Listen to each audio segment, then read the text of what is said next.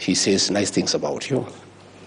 When I and him were getting along, when I was assisting to be president, he had very kind words about Rigathi Gachagua, a great mobilizer, a people's man, a great strategist, a man who loves the people, a man who cares about the people issues.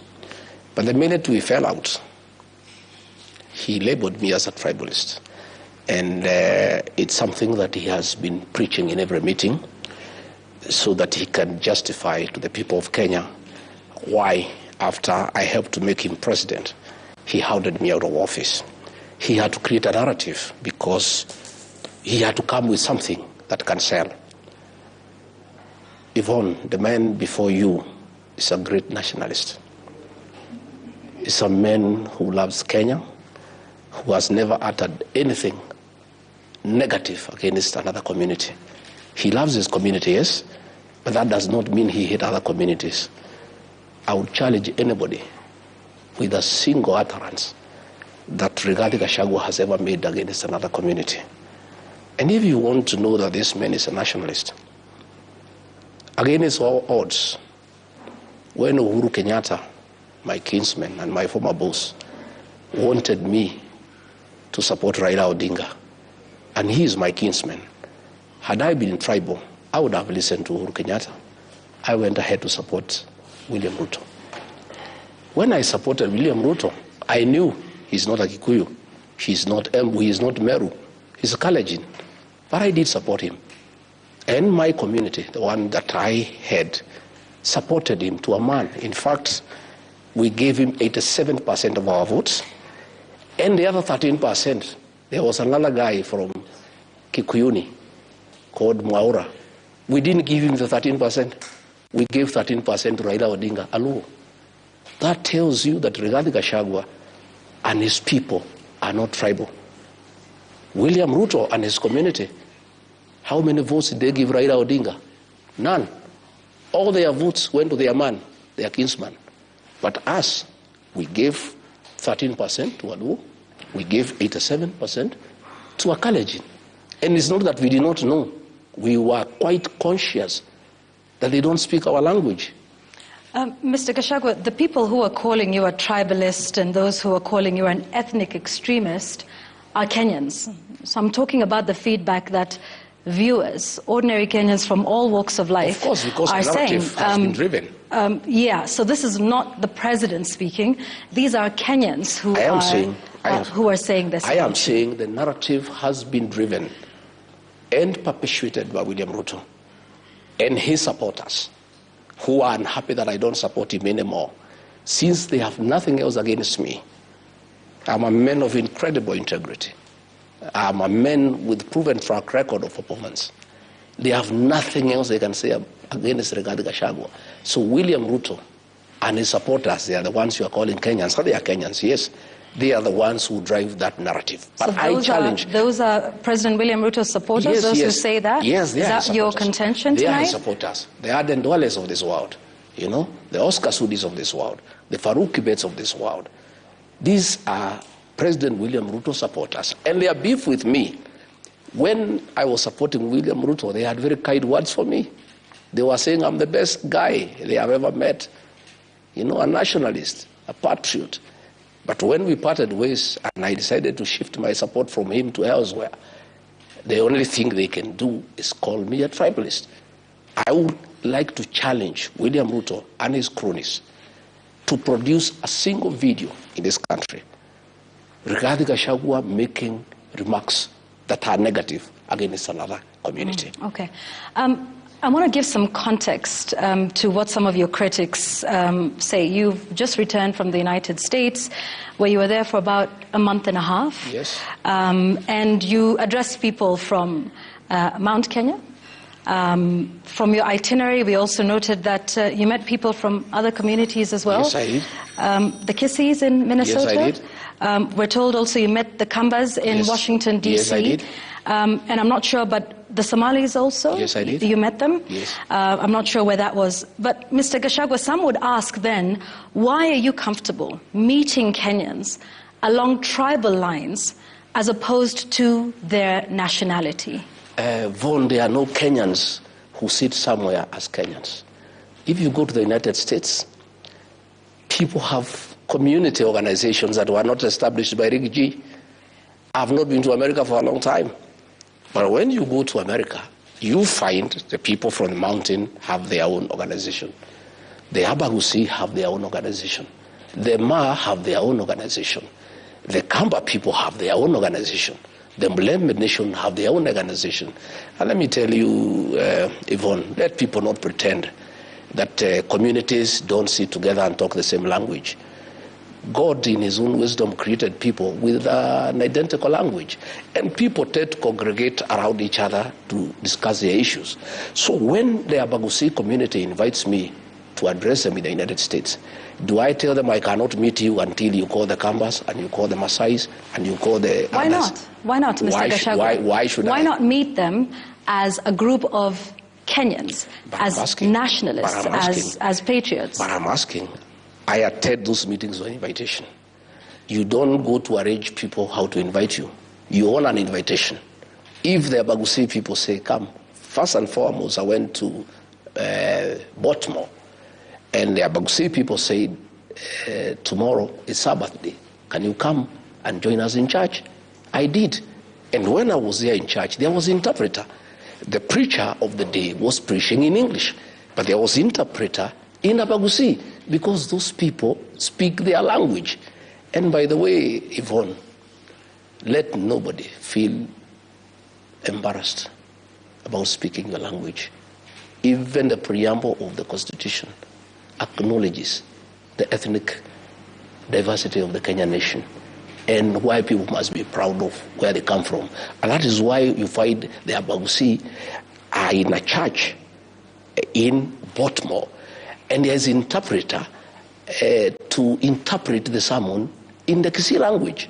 That is the nature of the Kenyan nation. Mr. And there's nothing Rigathi can do about it. Mr. Gachagua, you are I imagine you think of yourself as a national leader. Yes, I am. You are the former deputy president of the entire Republic of Kenya. Yes. As a leader, you say, you get an invitation. But even after all of that, as a national leader, do you not think you have the influence to speak to people and say that I'd like to meet all of you as Kenyans, because in as much as people organize based on where they come from and the language they speak, that is Kenyans. fair. Mr. Gachagua. Sorry. In as much as people speak the languages they do and come from the regions that they do, but there are some common shared national problems that they would have. Why not organize them or congregate them as Kenyans and then listen to their collective issues, which you can then try to seek to address? That's exactly what we did. I had two types of meetings. I had town hall meetings for all Kenyans across 4 communities. Then there were communities that invited me for meetings to discuss issues that are unique to those communities, because communities are not, they have their own unique issues that do not transcend across the country. And I want to ask you a question. No, I don't want to ask you. I don't want to ask you the question. But let me point out, last week, William Ruto met the Abagusi community in State House. The Kambas were not there. The lawyers were not there. Nobody asked a question. Tomorrow. Mr. Gachagua. No, I'm asking. Mr. Gachagua. I'm just saying. Allow me to interject. Yeah. I'm speaking with Mr. Gachagua tonight. No, I know. I'm just giving not an with example. President William Ruto. I'm just giving an example. Perhaps when we get to interview him, I'm just giving an example, Yvonne, that this thing happens everywhere. Tomorrow morning, the president is meeting 5,000 people from Kiambu. The people from Machakos are not there. So because he does it, then that makes it okay? Because they are coming to discuss issues that are unique to that region. Okay? So when I went to the United States, I had town hall meetings for all Kenyans put together. And they were full, packed. And we discussed issues to do with Kenya. On the sidelines, community-based organizations in the United States invited me to engage with them about their own issues, their own culture, their own traditions. There are things that that do not transcend alongside all communities. When I went to Seattle, I was invited for the Gemi Festival. The Gemi Festival is a musical concert for the Kikuyu nation to dance and sing their songs that are unique to them. I would not have invited other people to come and join in the Game Festival because those were Kikuyu songs, people celebrating their culture, their identity, and loving it and singing all the way. But there is no one time I refused to engage all Kenyans. In all my meetings, in all the 7 states I went, I had a good town hall meeting with Kenyans across the board. All right. A member of the audience, across of those that you met at the United States, even put this very concern to you. I want us to watch this clip together. One of the ladies who was in the audience said that you are positioning yourself more as a tribal chief than a national leader. Mr. Gachagua, let's watch what she had to say.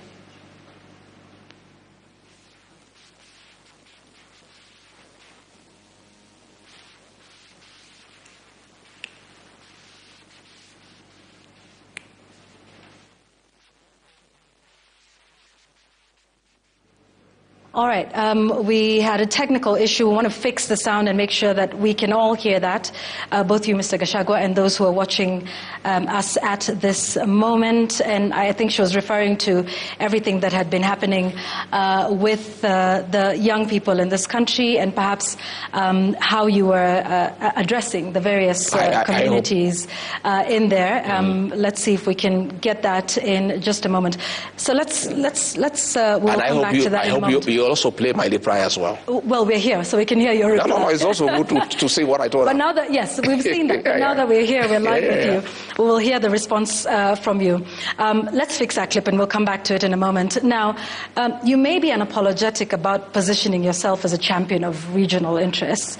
But as a person who started off as Kenya Kwanza, Kenya First, are you not concerned that you're now Mount Kenya First, Mount Kenya Kwanza? I am a Kenyan and I champion the interests of Kenyans. But I do come from somewhere. And those people are Kenyans too. And their interests are also important. And doesn't mean that because I come from there, I should not articulate their interests. I must articulate their interests because I come from there. Much as I articulate the interests of all Kenyans, the people of that region are Kenyans too. And they have their interests, like all other Kenyans. And I'm not alone. All other leaders from other regions articulate the interests of where they come from. It only becomes an issue when the region I come from has issues they want articulated. I have had the Speaker of the National Assembly. I have had the Prime Cabinet Secretary championing the interests of the Western region. I've never had somebody tell them that that is tribal. I have had Aden Duale and the people from the northern Kenya articulating the interests of the people of those regions. And it is right. There is nothing wrong. I support it myself. I've never had anybody tell them it is wrong.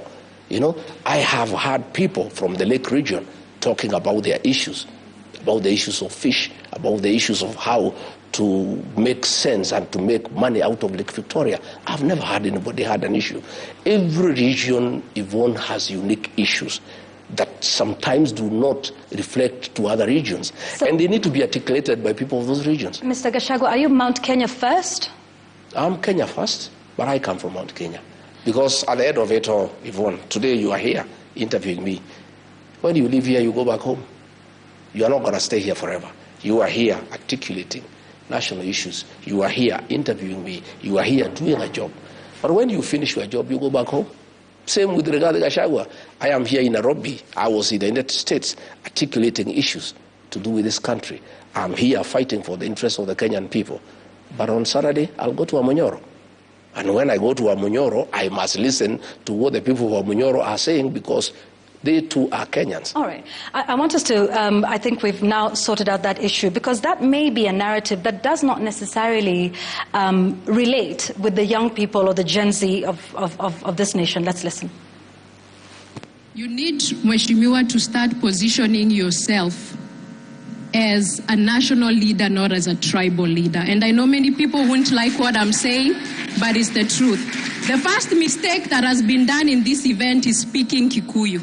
I watched a speech about you in Boston, and the speech was a good speech, but there's something you said that Kikuyus economic, are more hardworking, paraphrasing, economic, we've grown the country. But we have done that because we are a beneficiary of the system of Jomo Kenyatta. Are you able to put my reply? Please do that here live now. I was very happy with that young girl. To start with, my forums were not a praise and worship session. I didn't want people to come and praise and worship me and agree with me 100%. I was very happy to have negative criticism and had an opportunity to explain to the young girl that when I speak to people, my work is to give them hope and to give them encouragement.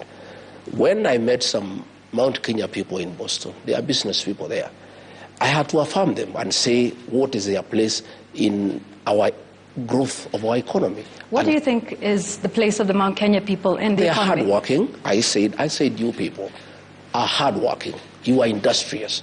You are central in the Kenyan economy. And I'm very happy that the same industry I see back home is what I see here in Boston. And you must continue with that spirit. Those people who I met in Boston were from the Mount Kenya. I speak their language. I had no business speaking to them in English because I was in Boston. The fact that I was in Boston did not make me English. I was still Kikuyu. They were all Kikuyus. They had called me for a boozy in a traditional way because I'm an elder. And they said, we have an organization here from home. We want you to come as an elder. We give you boozy. And when I rose to speak to them, I spoke to them in our language. And I just talked to them about industry, about working hard. And I was very happy with what they are doing. And I told them even back at home, this community is hardworking and it plays a very central role in the economic development of our country. I didn't say that others don't work hard. I didn't say others are not important. And Yvonne, even you are an anchor. When I speak to you as a leader, I must affirm you. I must say, Yvonne, you are a good presenter. I must encourage you to continue. Well, it's not necessary, Mr. Gachagua, but be that as it may, I want us to, the affirmation is not necessary. But I think the question is, do you understand that is a genuine view of young people who are calling themselves tribalists and leaderless? Your defense is well appreciated, but do you hear that the young people may not want this and may see you in this way? What I told that young girl, if you had played my answer, is that her age mates back home are my fans. They understand me and they know me and they love me. Are all of them your fans? Many of them are my fans. And the ones who are not your fans, how do you address the issue that they have with that? All of them don't have to be my fans. I persuade the ones who want to be my fans, and the ones who are not willing to be my fans, I persuade them to be my fans. Okay, so the ones who say, the young people who say you are tribalist, you are an ethnic extremist, you're saying their concerns don't mean anything to you? I am not saying they are not. I am saying it's not 100% Gen Zs who think I'm tribal. Many of them think I am a great leader, I'm a nationalist. And that's when you come to my meetings, it's full of Gen Zs. And I actually give them a chance to speak. But that does not mean that girl has no right to speak. She has a right to have a contrary opinion. I'm a Democrat myself. I cannot force her to say that I'm a nationalist. If she thinks I'm not a nationalist, she's entitled to her own opinion. Right, so but I did draw her attention to the fact that Gen Zs back at home, are my people. They are my supporters because they understand me and they know that I'm not tribal. It's only that narrative has been driven, and her being away and not knowing what is going on here in Kenya when she's in the States, she has bought that narrative. But I did persuade her that that is not the case. Okay. So you believe the people of Mount Kenya are very central to the country's economy? All Kenyans are central to the economic development of our country. But the people of Mount Kenya, like all other Kenyans, play an important role. And you said central, because there's a difference between a central role and an important role. Not everybody can be at the center, right? I'm saying central means that they are very, very, very instrumental in business. If you go wherever town you go in this country, they are there doing business with other Kenyans. And therefore they are central. in that wherever town you go, if you go to Garissa, you find them there. If you go to Mombasa, you find them there. If you go to Malindi, you find them there. If you go to Loitoktok, you find there. And they live well with other Kenyans, and they do business with other Kenyans, and they are really appreciated by other Kenyans. So they do play a central role in Kenya's economic development, in that they are in every part of this country doing business. All right. It is for this reason that some of your party members felt you should be impeached as deputy president, because they felt that your shareholder narrative is too divisive for the country. And let me just remind Kenyans that in the run-up to your impeachment, you were vocal about a concept that you called shareholding in government. You explained this quite a number of times on several occasions, where you believed or seemed to believe that development follows particular voting patterns. And you were very specific about how the Kenya Kwanza government, should dole out goodies. I want us together to watch what you said about the shareholding narrative in government, and then we can seek some more understanding. Hii serikali ni kampuni na ni ya shares. Si ndio? Ni ya shares. Kuna wenye kampuni, wale wako na shares mingi, kuna wale wako na chache, kuna wale hawana. Sasa nyinyi mliinvest kwa hii kampuni ya William Ruto na Rigathi Gachagua. Sasa lazima mvune. Yule ambaye alipanda atafanya nini? Simulipanda? Simuliamuka mapema? Mukasema mutaki kusikia mambo ya ile system na nini? Muka-invest, mukapanda, mukapalilia, mukaweka mbolea, mukamwagilia maji, wakati ya kuvuna ndio huu. Najua wengine wananikashifu ati mimi nasema ati wale walipanda wavune kwanza. Iko makosa? Iko makosa? Hata hao watavuna, lakini wangoje. Si wale walipanda ndio wavune kwanza? Wakishavuna wavune, ile tabaki kidogo, wale wakupanda waingie, watafute huko nini, ile tapatikana wachukue, wakwende. Si yuko namna hiyo? Mr. Gachagua, maybe you've never been given an opportunity. I want to do that now. Please explain to us this shareholding concept and how does it work? Even this matter has been taken out of context. Government formation is a process. And a coalition government is formed based on an agreement. I sat down with William Ruto and on behalf of the mountain people, negotiated our expectation from his government. And he negotiated the votes he wanted from our region. And he did negotiate with me that he wanted 70% of our votes. And in exchange, he would give us 40% of the government. It was not written, it was a gentleman's agreement. He sat down with the people of Western Kenya. They were wiser than me. They demanded an agreement. He demanded 70% of their vote. They demanded 30% of government. He sat with Kingi from the coast, and Kingi demanded certain things that will be done when government is formed. I was simply following the honoring of that agreement, that what was promised and what was agreed on must be honored. And I was saying, we made an agreement that we are investing in this government, and this is our expectation. And even it is not that it is anything that I was coming out from the blue. It was an agreement that was negotiated, and I was insisting that that agreement should be honored. Other people are not insisting on the honoring of that agreement. I was under a lot of pressure from the people I negotiated on their behalf, that what we agreed on should be honored. And that is when William Ruto turned against me, because he didn't want to honor what we had agreed. And luckily for me, and it's a mistake that I made that I have to live with, I didn't insist on a written agreement. It was a gentleman's agreement. Nevertheless, even a verbal agreement in law is acceptable. Sorry, just so we understand, you say you negotiated on behalf of your people. Yes. What do you negotiate for? Positions, development, roads, coffee reforms, tea reforms, guaranteed minimum return. We did economic charters. with President William Ruto, 4 counties in Kenya. And for the people that I represented, because he came to me because he wanted votes from my region. That is the truth. It was not that because he just loved me or he was my friend. It was quid pro quo, you know. Give me this, I give you this. And he said, Rigathi, I want 70% of votes from the mountain. Mm-hmm. Can you deliver that? I said, yes, I can deliver. And I delivered 87%. And I said, I expect the following. I negotiated ministries of interior, finance, agriculture, water, lands, attorney general, trade. I negotiated all those agreements, you know. And where we started having problems is when he started taking away what we had negotiated. He took away finance. I had negotiated finance, he gave to Professor Ndungu. He took it away and gave it to John Mbadi. I had negotiated interior.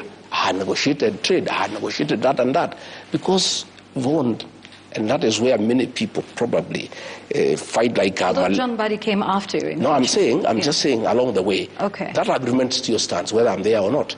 Because I negotiated on behalf of our people who voted. All right. And then they delivered. They gave him 7% of the votes. So they honored part of the agreement because the agreement was 70%. So this was on behalf of the people of Mount Kenya? Yes, yes, yes. We don't hear much of the complaints from the people of Mount Kenya about whatever these agreements that were not made. You wouldn't know. Why is there a rebellion in that mountain? That is the issue. It's only that I speak out. Other leaders don't speak out because they have been compromised. I speak out. And why do I speak out, Vaughan? Because I'm the one who entered the agreement on their behalf. I am the one who is taken to task, by the population. You came and promised us. You told us we vote for this man.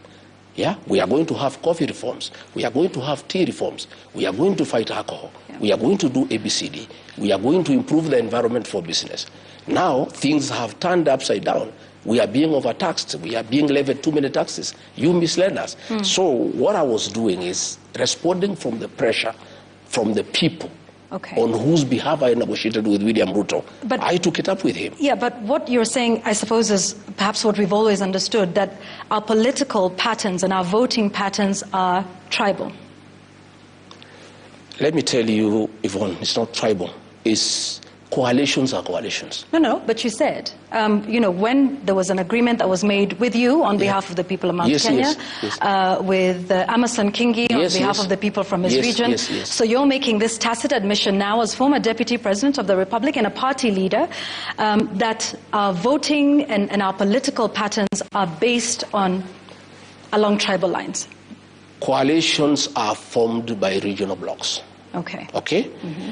And William Ruto sought me out and my people. He sought Kingi, he sought Wetangula and Musalia.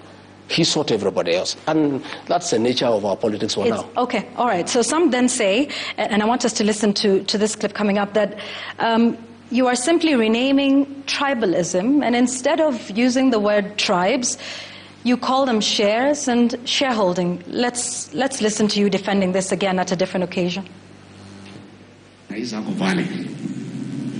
Niko hapo. Huyu Felix hapo hapo. Rais mnamjua. Mimi mnanijua msimamo yangu. Silence on myself. Ya kwamba watoto wakiwa wengi kuna wale kwanza ya kuangaliwa, si mnajua? Sasa huyu Felix hapo pale ndio mwenye kuunganisha mawaya. Mambo yetu tumepanga. Mambo iko sawa. Chakula iko jikoni karibu kuiva. Watoto ni wengi, chakula ni kidogo. Iko watoto ya nyumbani, iko wajirani, iko namna hiyo, na nyinyi mtulie. Chakula ikiiva, sisi ndio wenye kupakua, na watoto tunawajua kwa sura na kwa msimamo. Hatuwezi kuwa confused. Kuna mtu wajua watoto yake. Mr. Gachagua, who gets to eat first and how much? But I think you need to understand the concept of our politics. I was in a meeting in Nandi, and the Nandis were asking, you voted for this government. We have our sons who have not been employed. We have expectations. You people promised us that when you form government, you will do this for us. You have not done it. My work as a leader is to assure them. That's what I was saying. Relax. We are still working on it. We know you. We know your support. We know you by name. We know you by face. But you were creating rank. So, Mr. Gachagua, is it your belief today that the people who vote for a particular leader should be first in line for development projects, and the ones who don't vote for them do not get anything or get the scraps? I don't believe in that. I don't believe in that. I believe that that's what you're saying in that clip. Far from it. You are not interpreting the context.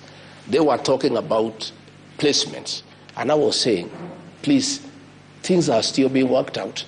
Relax. We know you. We know where you are. So is placement based on those that vote? Not necessarily. Because it's the same thing you said. You asked for specific ministries. Those would it not be the person that is most qualified or merits that position, or is it just basically the people that vote? It is still meritocracy. It's still meritocracy, but there is regional balance. You know, there is a chance for every Kenyan. All right. In that regional balance, how many ministries were you going to get per your agreement? In terms of? You mentioned that there was the Ministry of Interior, the Ministry of Finance. I negotiated for 8. For 8? Yes, I negotiated, yeah. In a cabinet of 22? Yes. Where would the regional balance if 8 out of the 22 come from one community? You've just talked of regional balance. I negotiated with the president because of the vote that I was bringing in. Right, okay. It was up to him to make the decision. Yeah? It was up to the both of you. Weren't you president and deputy president are the ones who sit down and craft the government? He is the appointing authority. Oh, so now you're saying it's his issue to ensure regional balance and not yours. As long as you get your 8 out of 22? It's still the same thing. When Raila Odinga came, he negotiated for 4 positions for him to support William Ruto. I'm sitting with Mr. Gachagua. No, but I am saying it is not that it is any different for anybody. It is what happens in this country. When William Ruto sought the support of Raila Odinga, he came and demanded for cabinet positions and 11 principal secretaries, and he was given for support. Even us, to give William Ruto support, we demanded certain things. And it was upon him to evaluate, take it or leave it. You know? And now that you're out of government, is this a concept that you still believe in, Mr. Gachagua? In terms of? Shareholding? I am not talking about shareholding in terms of being discriminatory. We are saying when we form a government, people must sit down and agree that if we are successful, we are willing to bring this number of votes here. This is our expectation from that administration. It happens all over the world. People must negotiate. And it's only that I was a tough negotiator, and why people thought probably I'm tribal or I am too much is because I was insisting to get what I negotiated for, and I was being shortchanged. And I was saying, no, I don't want to be shortchanged. I must get what I negotiated for, because on my part, I delivered what I promised.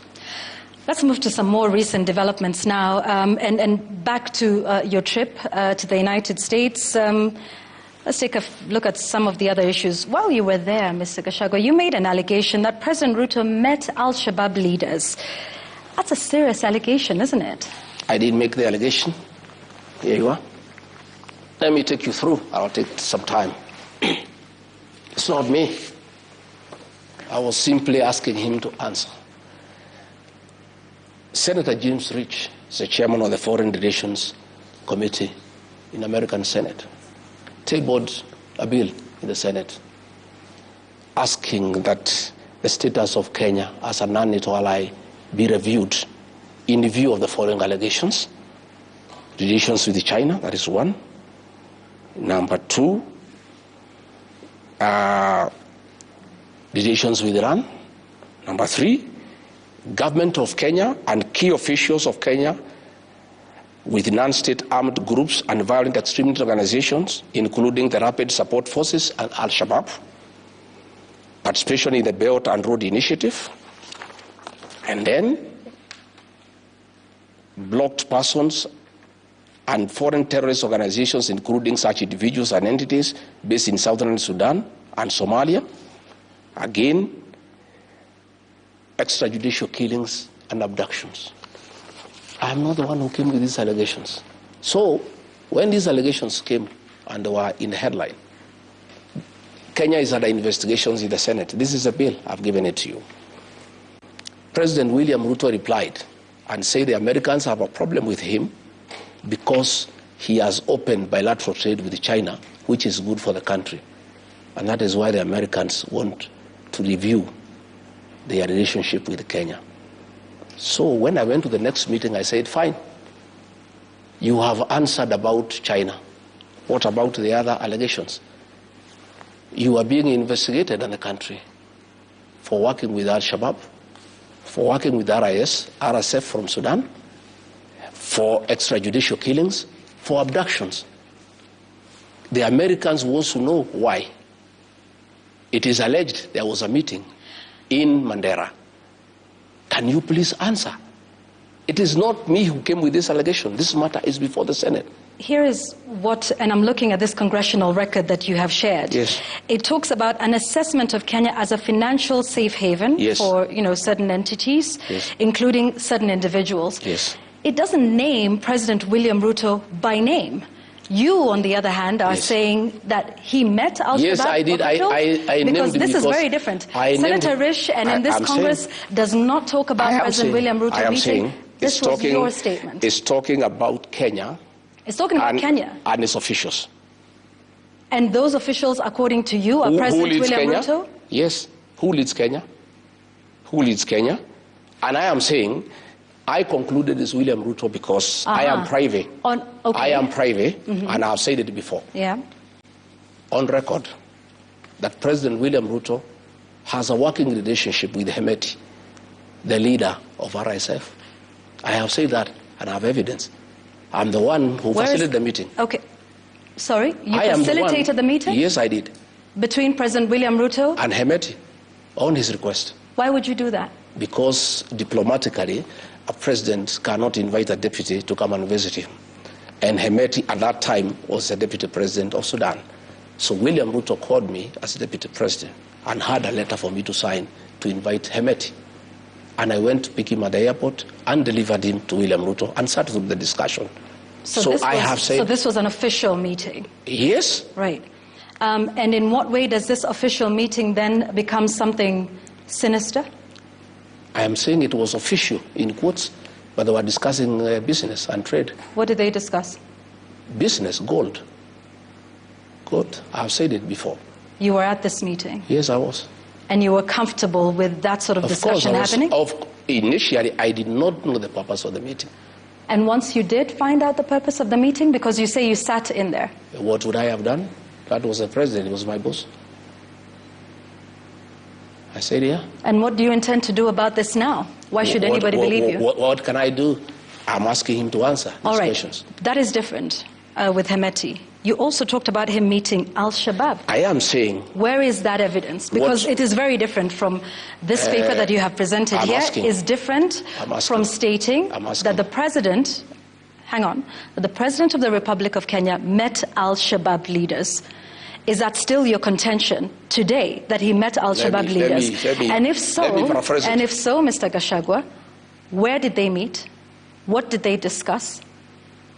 Because this is an allegation that you are making. I'm saying President William Ruto answered on the issue of China. He has a mouth. He can answer whether he met Al-Shabaab or he did not meet Al-Shabaab. Kipchumba Murkomen is not a spokesman for William Ruto. Just the way he answered. You are the one, no, Mr. he answered. Gachagua, Kipchumba Murkomen was answering Gachagua, me. You alleged that, and now we would just want to understand from you. I have put the allegation. You have put the allegation. I have put the allegation. So would you want to provide that with facts? When and where did the President of the Republic meet Al-Shabaab leaders? I am saying William Ruto can answer that. Did he meet them or he did not meet them? Are you saying he met them? The onus is on him. No, the onus is on you. He who alleges must prove. He's the one to ask me to prove, not you. Or you are not his advocate, are you? I'm a Kenyan. I know. When you make an allegation, do you not expect... But why did he answer the one on China? No. When you make an allegation, do you want nobody to hold you account for what you allege? Let me tell you, Yvonne. And this is why we're asking you here now. Let me tell you, Yvonne. This matter is under investigation by the Senate. Let me tell you what I'll not do. That's understood. I just want to understand from you. You say the president met Al-Shabaab leaders. When and where? And for what purpose? What I have said, that this allegation was made by the Senate. No, this allegation was made by you, Mr. Gachagua. But the other details on top of this bill. I was in America. Every bill has attendant facts and figures. Mr. Gachagua, when we have an opportunity to speak with the members of the Senate of the United States, we'll pose the same question to them. Yes, you will. Tonight, I am speaking with you, who has himself said that the president has met leaders of Al-Shabaab. What we'll not do, so we're going to ask you... We will not prejudice investigations by giving details of what we know Even like RSIF, I have said I have a lot of information that is available to those who are investigating this matter. Have you given all this information? Because this was a request that was given by the state authorities. I was in America. I was in America. You're here now. I did many things in America. This matter is in the Senate of the United States. It's not an investigation in Kenya. And even when I was told I can talk about it in Kenya, I said the DCI has not launched an investigation in this matter. If they did, I would give what I know, but they have not. I am not going to volunteer information to an organization that is not investigating a matter. This matter is under investigation by the American Senate. If they require my input on what I know, especially on Sudan, I'm available. Do you not believe that the Kenyan authorities would want to investigate this matter of a sitting president? It's up to them. I'm not a part of the Kenyan authorities. If they want to investigate, they can go ahead and investigate. What I know is that the matter is under investigation by the Americans. And I'm saying William Ruto has a mouth. He can deny or confirm. Just the way he did about China, he also can reply to this one. So why report this to the Americans and not Kenyans? Yeah, because they are the ones who are investigating. The Kenyans are not investigating. You said, again, you don't think Kenyans should investigate this matter? It is a great allegation. I am saying they should investigate, but are they investigating? But who will investigate William Ruto? The DCI? Who will investigate him? Who? You don't think they're capable of conducting an investigation? How can they investigate him? Extrajudicial killings and abductions have happened. Can he be investigated? And why are you not asking me about abductions and extrajudicial killings? We will get People to who have been killed here. We'll get to that, Mr. Gachagua. We have a long night tonight. Yeah. We will do all of these so what I'm saying, Yvonne, you give information to an investigation that is ongoing. The Kenyan authorities are not investigating this matter, and they are not going to investigate because they cannot investigate William Ruto. He is the appointing authority. So the matter is dead as far as Kenya is concerned. Luckily for us, the matter is under investigation in the American Senate. And I believe they will see the light of the day. Yeah. On that note, let's take a break. We have much, much more to talk about, including what's happening in the country, extrajudicials, like you say. We will have a state of the nation sort of assessment when we return here on The Explainer. Tonight, we're speaking with former Deputy President Rigathi Gachagua and party leader of DCP on a wide range of issues. Let's take a break here on The Explainer. We're back with more.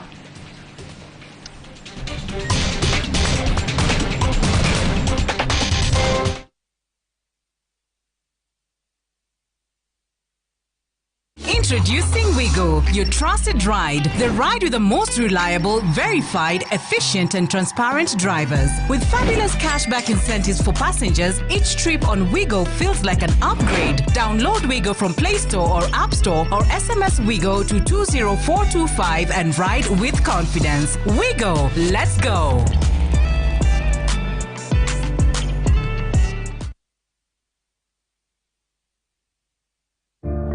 One day, while teaching an oral health care class, I saw a little boy who kept covering his mouth. It turns out he had lost some of his teeth and he felt embarrassed. Now, as a hygienist, a child's smile means everything to me. Every child has a right to smile, and a beautiful smile is a healthy smile, and nothing should ever get in the way of that.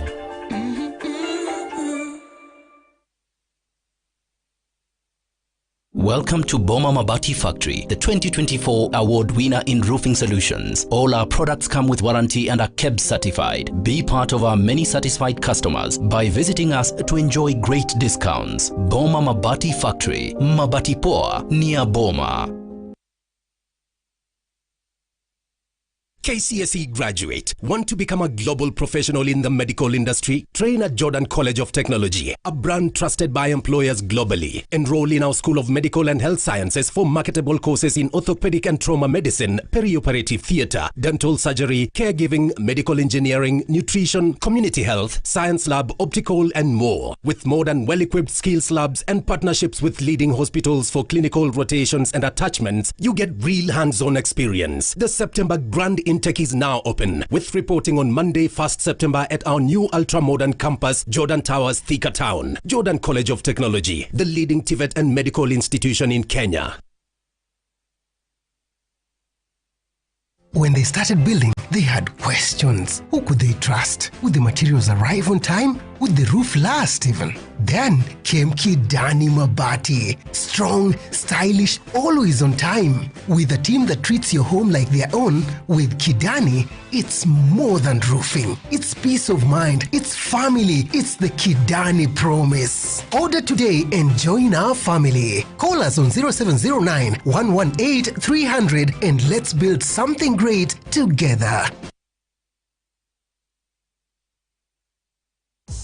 Cheeky these Uber Boda softies who forgot how to bargain.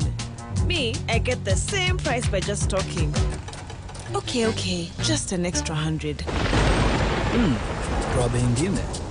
Maybe 150?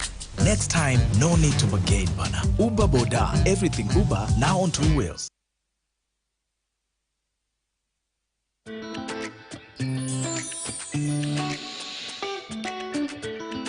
Venus unveils confidence that captivates with 5 times more hydration. Venus, inspired by nature, perfected by science. Fugitives seeking justice.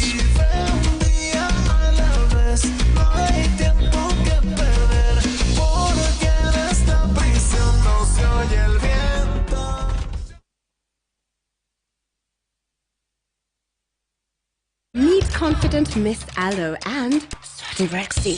Miss Aloe, ready for anything. Rexy, let's just hope she's ready for damage control. Miss Aloe, breezing through life. Miss Aloe, fresh, glowing, and right on time. Rexy, still rolling. He sought King. Switch to He Aloe sought roll. Wetangula and Musalia.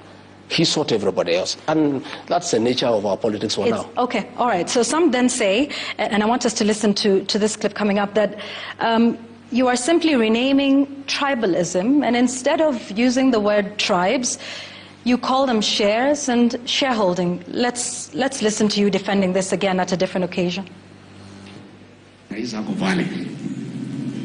Niko hapo. Huyu Felix ako hapo. Rais mnamjua. Mimi mnanijua msimamo yangu. Silence on my friend. Ya kwamba watoto wakiwa wengi kuna wale kwanza ya kuangaliwa, si mnajua? Sasa huyu Felix ako pale ndio mwenye kuunganisha mawaya. Mambo yenu tumepanga. Mambo iko sawa. Chakula iko jikoni karibu kuiva. Watoto ni wengi, chakula ni kidogo. Iko watoto ya nyumbani, iko wajirani, iko namna hiyo, na nyinyi mtulie. Chakula ikiiva, sisi ndio wenye kupakua, na watoto tunawajua kwa sura na kwa msimamo. Hatuwezi kuwa confused. Kuna mtu ajua watoto yake. Mr. Gachagua, who gets to eat first and how much? But I think you need to understand the concept of our politics. I was in a meeting in Nandi, and the Nandis were asking, you voted for this government. We have our sons who have not been employed. We have expectations. You people promised us that when you form government, you will do this for us. You have not done it. My work as a leader is to assure them. That's what I was saying. Relax. You know, we are still working on it. We know you. We know your support. We know you by name. We know you by face. But you were creating rank. So, Mr. Gachagua, is it your belief today that the people who vote for a particular leader should be first in line for development projects, and the ones who don't vote for them do not get anything or get the scraps? I don't believe in that. I don't believe in that. I believe that that's what you're saying in that clip. Far from it. You are not interpreting the context. They were talking about placements. And I was saying, please, things are still being worked out. Relax. We know you. We know where you are. So is placement based on those that vote? Not necessarily. Because it's the same thing you said. You asked for specific ministries.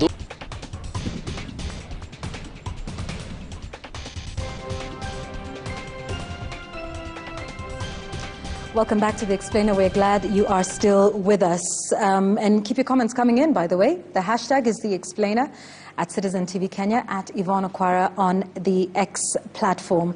I want us to get into some issues of the state of the nation, but you, Mr. Gachagua, wanted to address the issue of the people of Mandera and the Al-Shabaab allegation? Yeah, I want to put it very clearly that after I asked William Ruto to explain about the alleged meeting he did in Mandera with Al-Shabaab, some leaders in that area, the governor, the senator, and some MPs, were accusing me of having called the people of Mandera terrorists. Let me say very clearly, the people of Mandera are very innocent, and they have nothing to do with these accusations.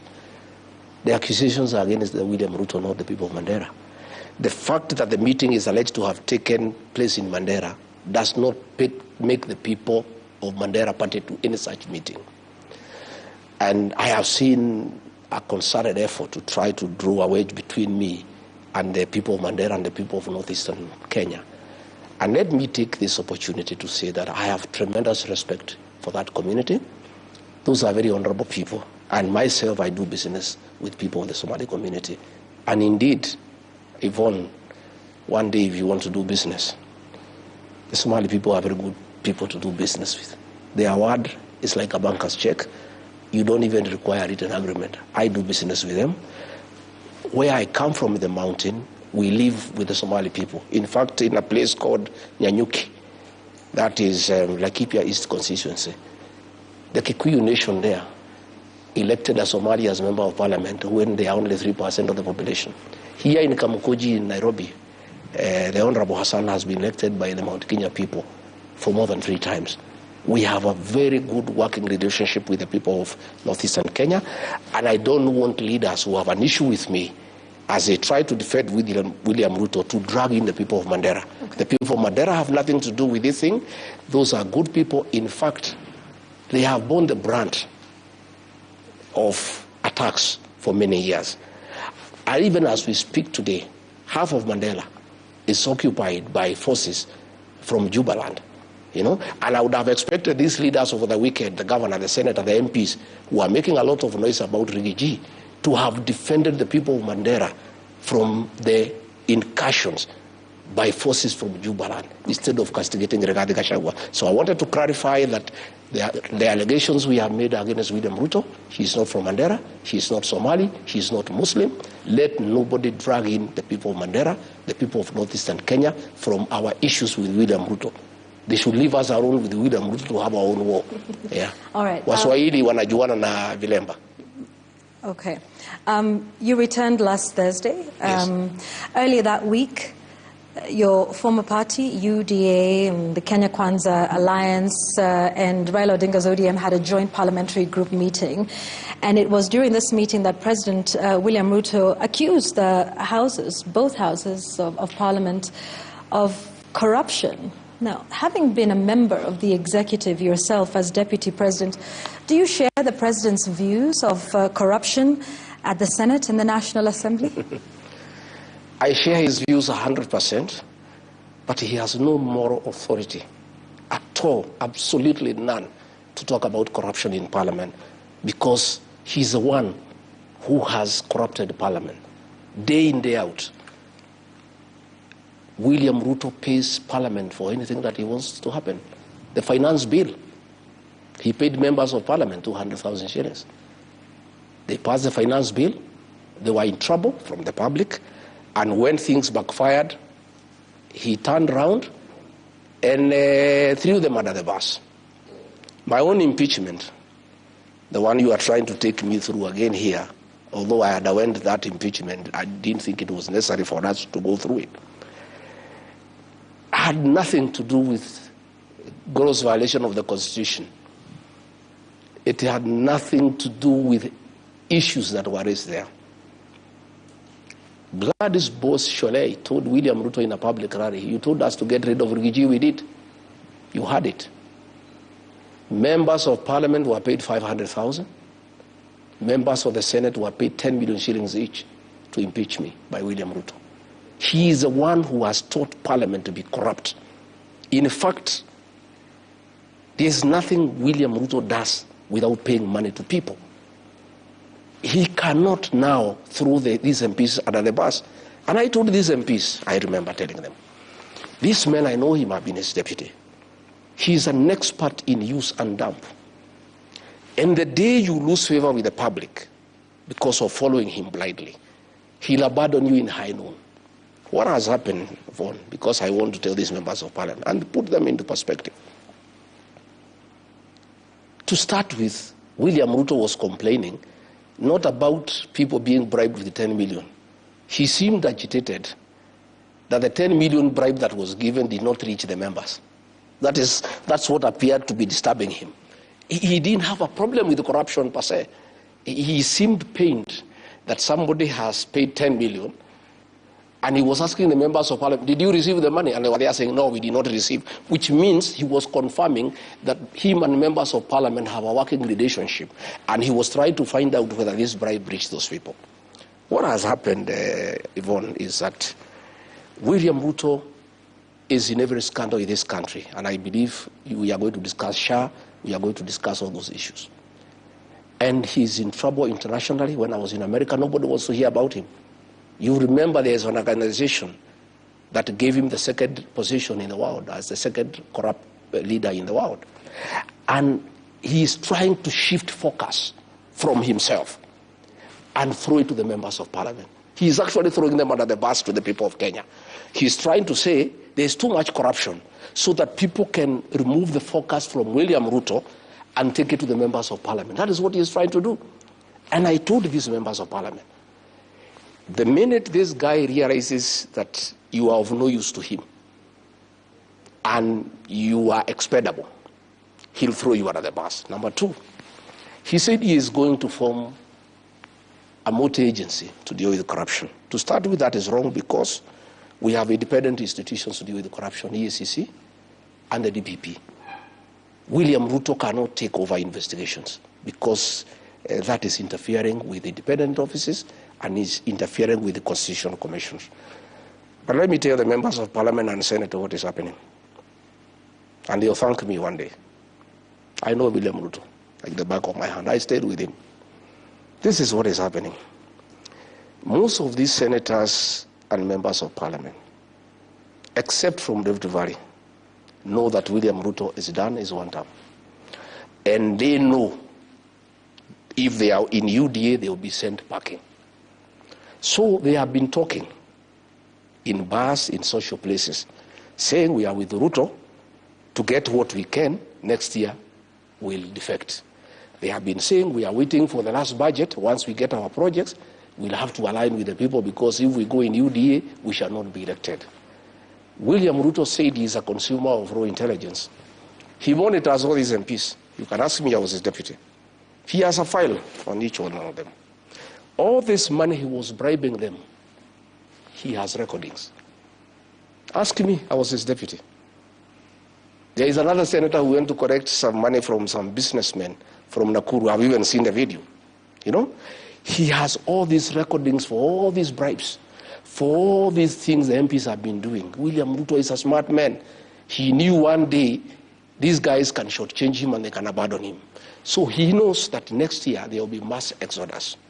So this multi-agency team he has formed is to collect evidence and create files on all leaders in Kenya. And he'll call them one by one. I hear you want to leave UDA and go to DCP and go to Wiper. This is your file. Try. Next week you are in court. Same for governors, same for everybody. Why would William Ruto want to take over investigations? He said when he formed the government that he'll make sure the National Police Service is independent. He'll give it money. He'll make sure judiciary is independent. He'll make sure the DPP is independent. Today he is saying he wants to form a multi-agency team under the office of the president to deal with corruption. I can tell you, and I want to tell these members of parliament, you will have to stick with William Ruto to the end. You'll go home together, because the minute you try to move and abandon him, like it happened to Moi in the year 2002, he will have a file on all of you. So all those senators who took money during my impeachment, all those MPs who took money during my impeachment, all those MPs who took money for the finance bill, all those MPs who have been taking money from William Ruto and his cronies for various things in Parliament, William Ruto has a file on each one of you, and none of you will be able to abandon him. For the money that you took, you have to stick with William Ruto up to the ballot. And you try, and you tell me, you have seen already, the EACC after William Ruto spoke. That is a script, you can see how good it is. The minute he spoke, the EACC said William Ruto has done that. That's done well. He says we are 4 governors now at the radar. And you see the governors at the radar. Kimani Wamatangi. Because he doesn't agree with the Kimani Ichung'wah in Kiambu. So they are using that file to coerce him politically. You know? And what will happen now, this multi-agency team, it has been outlawed by the court, but he's still for it. They are going to create files to enable William Ruto to deal with people like ourselves, who don't agree with him, and to hold all those leaders who are with him, who may want to abandon him and go to another political party. All right. So you are saying that both houses of parliament are not independent? No, they are not independent. Okay. You saw, Yvonne, let me cut you short. You saw an MP speak in Parliament.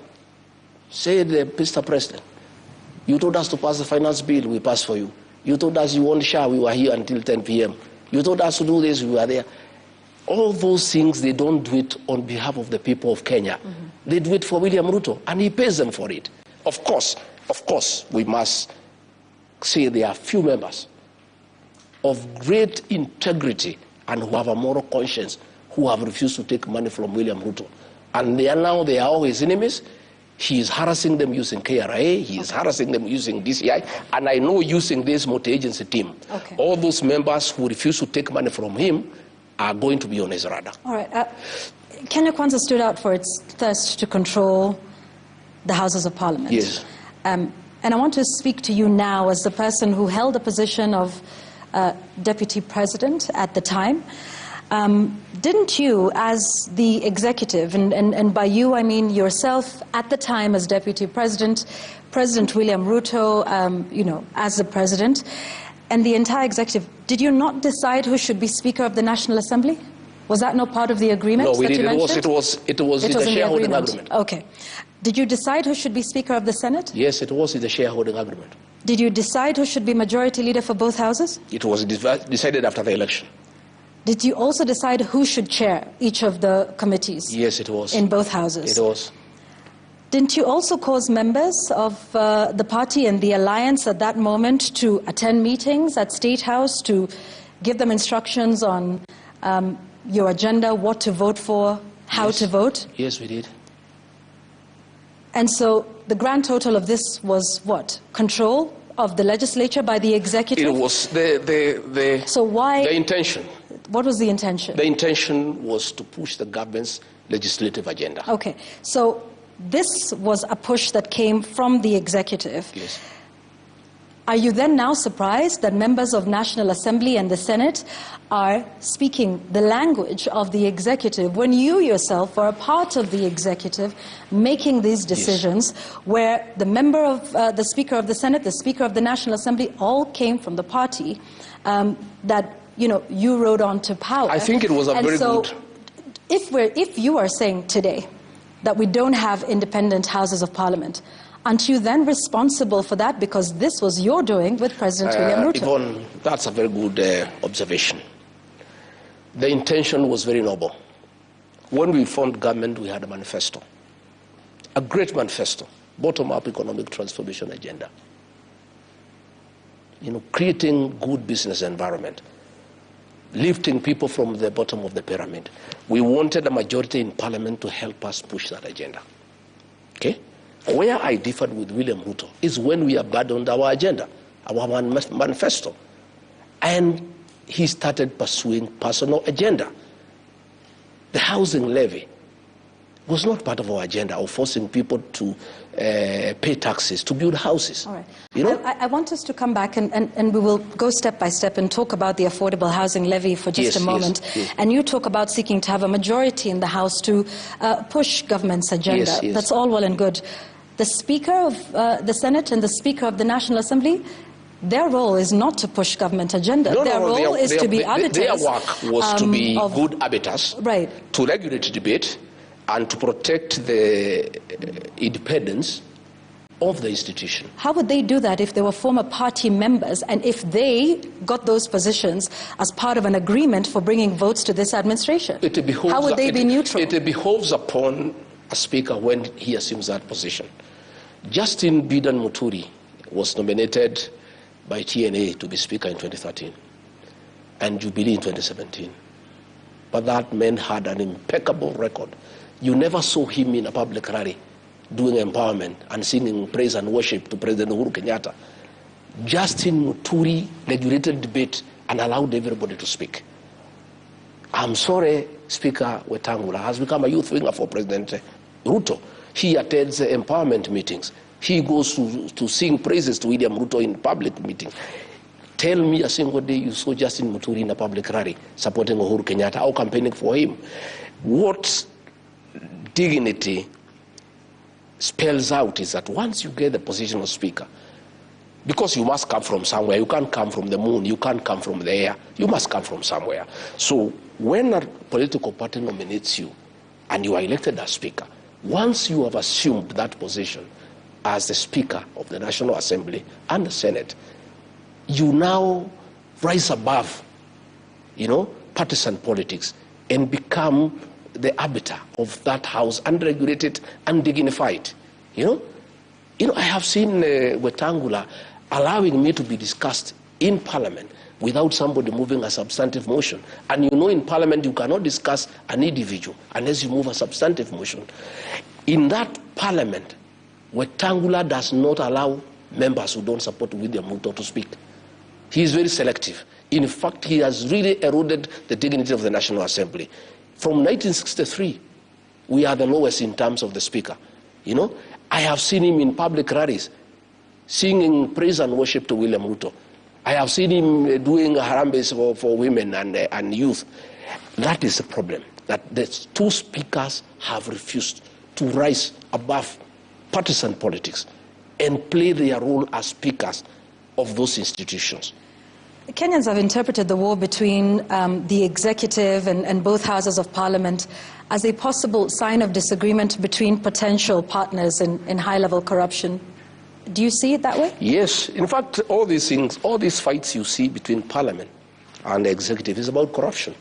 Because William Ruto has made Kenya, State House is a crime scene. Kenya is a criminal enterprise as a country. So what has happened, Vaughan, I must tell you the truth. When William Ruto introduced money in Parliament for the impeachment, he paid a lot of money. He whetted the appetite of the MPs and the senators. 10 million. So these guys want money every day. Did you counter that offer? Yeah? Did you counter that offer during your impeachment? I did not. In fact, people came to me and said, Rigi, we like you, we love you, but we are being offered this. Can you give a counter offer? I said, no, I don't have the money.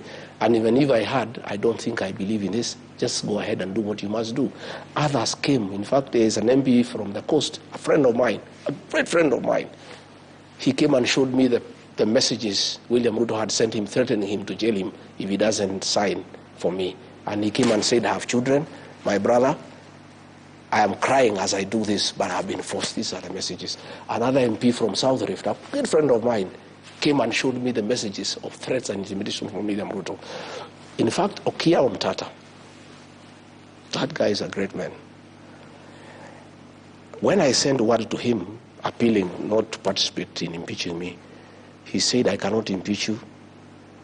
And the person I had sent, he asked, did he send you with a counter offer? He said, no. He said, I will not impeach him. Had he sent you with a counter offer, I would have impeached him, because I don't like corruption. What has happened is that William Ruto introduced money in Parliament. Of late, he has shifted focus to ODM and Raila Odinga. And he is spending a lot of his money now with ODM MPs. Now the MPs from Kenya Kwanza are feeling abandoned.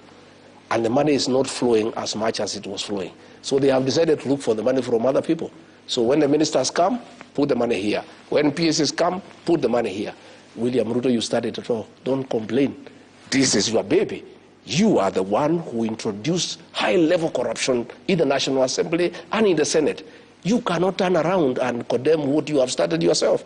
You are the one who told these MPs that every man and woman has a price. I heard him say it in his presence, that every man and woman has a price. So what has happened, Vaughan? Like the MPs from my backyard are in trouble. They cannot address any meeting unless they pay people. You know, this deputy president, he cannot address any meeting unless he puts people in a tent and gives them money.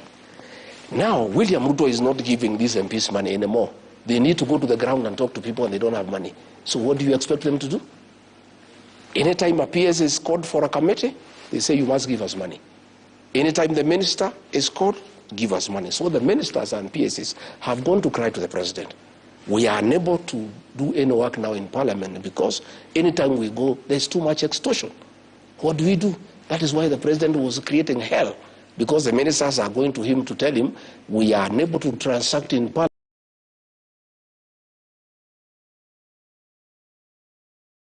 parliament because everybody is demanding money. But he is the one who started it. He is the one who introduced money as the method of transaction in the National Assembly and the Senate. Do you think high-level corruption is an issue in the country? It's a big issue. It's actually our biggest issue. In fact, when you took a break, people are sending me messages asking, what is this Yvonne is asking you? Ask her, we want to discuss about corruption. Because this is what is ailing our country. And I can tell you, Yvonne, State House has become a crime scene. Last 2 weeks ago, 15,000 young people were there. They were each given 2,000 as a bribe so that they can say 2-term. Corruption is being practiced in the highest office in the land in broad daylight. The deputy president is carrying money with sacks, bribing women, bribing young people to say 2-term. And then the president is here pretending that he can fight corruption. Where does he start? When he was talking in that meeting, you know, after the meeting, he gave those MPs each 100,000. After complaining that they're asking for money for, and he doesn't want corruption, why was he giving them 100,000? Those MPs have salaries. Why was he giving him money? So what I'm saying is, and Yvonne, when we get to the right discussion, we must discuss where we are as a country. It's because, against the advice of Uhuru Kenyatta and many people, that we are going to elect William Ruto and he's a corrupt man, and we'll cry. We are crying. And I myself take blame because I ignored it. I thought it's propaganda. And corruption has become a way of life. Corruption is the modus operandi in our administration, and State House is a crime scene, and bribery is a major policy of this administration. Okay. Yeah. I want to ask you about, a promise that was made, when this administration came to power, about 39 days before the election. President Ruto, whom you served as running mate, promised the formation of a state capture inquiry in the country. You're on the record yourself as accusing former President Uhuru Kenyatta of state capture. This promise was made that it would be done within the first 30 days. You were DP within those 30 days. Those 30 days lapsed, and to date we still don't have a state capture inquiry. It will not happen. What changed yours and the president's mind on this? Once we reached State House, William Ruto was no longer the same man we knew. The man changed. The man changed. And I can tell you for a fact, he changed. Before we were elected, he was in his home every week. Every week he was here taking tea up to midnight. Since he became president, he has never come back here. Even when we did not have issues for a year, we were quite free and friendly. He never came back here. He was too busy taking over and capturing the state. And when we get to the real business, I'll tell you how William Ruto has captured the state. So he could not agree to have a commission for state capture because he intended to do it himself. And he has perfected it and actually overdone it, to a point that the country is almost crumbling. to a point where now children cannot go to school because there is no money for capitation, to a point where people now are paying money to ghost hospitals, to a point where public money is being stolen and given to the deputy president to go and bribe people in broad daylight without being ashamed. You know what is shocking me, Yvonne, is impunity. You know, a president here is talking about corruption. His deputy every day is spending 10 million every day. You know, money that of course he has not earned, money that cannot come from his salary or his businesses, and everybody knows this is stolen money, and they are doing it with brazen impunity without caring what the people of Kenya are saying. So corruption has become a way of life. So I'm saying, William Ruto, please respect the people of Kenya. Don't talk about corruption again, because that is an insult. Because you are the one who is leading from the front. And you are the one who is setting the example to everybody. You are the one who has inducted members of parliament and senate into corruption. How can you then go ahead and condemn them that they are corrupt? And you say the president is usurping the powers and the authority of bodies like the EACC and the DPP? You saw the chairman of the EACC respond after the president spoke. That tells you, if the chairman of EACC says the president has done well to allow us, it means then they are not independent. And if they allow, as they will, allow William Ruto to take over EACC and to take over the DPP office, what will happen is that we are going to see a lot of trumped-up charges against people who oppose William Ruto. Again, there is going to be a lot of blackmail to leaders to make political decisions. Okay. I want to put it to you that perhaps this is something you're saying now that you are outside of government, and that perhaps part of the proof of EACC and the DPP doing the will of the executive was in fact proven in your case. Mr. Gachagua, shortly after you, the Kenya Kwanza came into office, the charges against you were dropped. The charges against then Cabinet Secretary in October 2022, Aisha Jumwa, there was a corruption case where she was accused allegedly of embezzling about 19 million shillings. There was charges against then Cabinet Secretary Mithika Linturi of attempted rape. All of those were dropped right after the election, right after you took office, right after assumption of office of these individuals. And so some would say that this is indeed proof of exactly what you're saying, that the EACC I don't know about the cases of other people. And the DPP were done in your favor. And so you are, in fact, a beneficiary of the executive usurping the authorities of these independent constitutional bodies. So are you saying this now because you are out of government and not a beneficiary? In my case, not true, because what happened is that the fourth administration was doing what William Ruto is doing. Okay? It was using the criminal justice system to punish those who are opposed to it. The fourth administration was unhappy that I was supporting William Ruto. Yeah? And therefore they brought charges against me and there was no evidence. So once we came into office, the DPP got to the DCI to swear an affidavit. It's on record in court and said we had nothing against this man.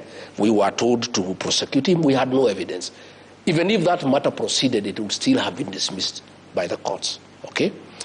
What pains me, Yvonne, and I feel very sad, is at that time when we were being persecuted by the fourth administration, William Ruto saw that in his administration, never again will he allow the use of the criminal justice system to punish those opposed to him.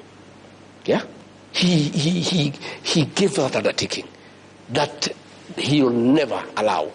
And politics will be done the conventional way, through persuasion and consensus and concurrence.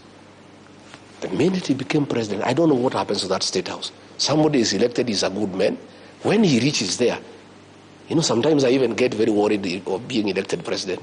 Somebody who was a reasonable person, somebody who was saying great things, somebody who was sensible, somebody who was for the rule of law, he becomes president and he becomes a monster. William Ruto gave us an undertaking in private and in public, that under his watch, in his leadership, he will never allow the use of the criminal justice system to pursue politics. That's exactly what he's doing, you know? And that's what I'm saying is, I don't believe he is the same person. You know, sometimes I think he's a double, you know? Because this man used to sit with me here with Pastor Dorcas, and we pray together. And the things he said he cannot do. Kwanza, he said in an interview, I will never allow anybody to punish my deputy. I will never allow anybody to lack respect for him. I will never allow anybody to do to my deputy what Uhuru Kenyatta has done to me. He not only did the same, but he went ahead to do what Uhuru Kenyatta never did to him, to pay people to throw him out of office. And this is the same man. So sometimes, I don't know whether he's the same person. Sometimes I get lost. Why do you think, so you're saying the president punished you? I'm saying what he had said he would never do. He not only did it, but went ahead to throw me out of office. Why do you think he did that? Because I could not agree to many things that he was doing. He had wanted a Mr. Yesa. He had wanted somebody to agree to corruption, somebody who can agree to killings of young people. I told him off. I told him no. And I said I cannot agree. All right, let's speak about some of the things that are in the country right now, yes, and that you seemed to agree with. The Social Health Authority, SHA, something you were a big supporter of, then, now appears to be suffering a series of scandals. At least the Ministry of Health is defending itself, is defending its record, saying there is no fraud at the Social Health Authority. You sat there when this was being mooted. What was the proposal? And do you think, in hindsight, that initially I supported. Yeah. What was the idea that you supported? We had committed. Yeah. We had committed in our manifesto to improve on NHIF and actually make it available to every Kenyan. And in fact, we promised to reduce the payments for ordinary people from 500 shillings to 300. We went ahead to promise that those who could not pay, who had no income at all, will be covered, by the fund without having to make any contribution. Those are the things that we did. So when we came in, we got the former CS for roads, Kamau, to come and chair the board of NHIF. And he started on a process of how to reform it and make it better. And proposals were done, and it was agreed they needed to improve the system at a cost of about 800 million. To make NHIF more responsive, to make it more efficient, to serve the people of Kenya. William Ruto put a team of advisors at State House who are working parallel from the ministers. And they came up with this thing called SHA. Yeah? And they said NHIF is bad, there was a lot of fraud, we must reform it and we must change it completely. And this thing was brought and we started interrogating it. Along the way, I started getting fears that this thing was a scheme to rip off the people of Kenya. Yeah? And they proposed that we create a new system that will cost 104 billion Kenya shillings. And I asked William Ruto, my brother, if the board of NHIF is saying they can reform this system at 800 million, why do we need a new system costing about 104 billion? He said, no, we will do it this way. This thing was forced. That's why you had an MP say, we pass SHA for you. This thing was pushed by William Ruto. This 104 billion, Yvonne, is pure theft of public funds. It's the biggest rip-off in the history of the independent Kenya. This system does not exceed 1 billion shillings. 103 billion shillings had been stolen by William Ruto and company. And that is why it is him, because you had the MP saying, we passed you a SHA. Okay? And that's why he was saying when he was in Sagana, explaining why we differed. Oh, did you ever hear Rigathi defend the health system? Did you ever hear him defend the education system? Did you ever hear him talking about the housing program? I told him, give me a break. I cannot defend corruption. I said, Mr. President, excuse me, forgive me. I could not help you to defend Shah. This is outright theft of public funds. Now, after stealing 1.4 billion shillings from Duale and company now, the little money people have been deducted from their salaries, the little money that people are paying for Shah, this money they are sending to non-existent hospitals and stealing it. And this is the money that is doing empowerment programs by Mr. Soprano.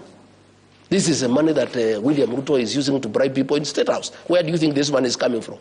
I heard him asking the governor of Mandera, not governor of Mandera. He was saying there is a governor who has paid 150 million. Where did he get it from? I want to pose you the question, Mr. William Ruto. This money you are bribing people. This one you have given Soprano to bribe people. Where are you getting it from? This is money for Shah.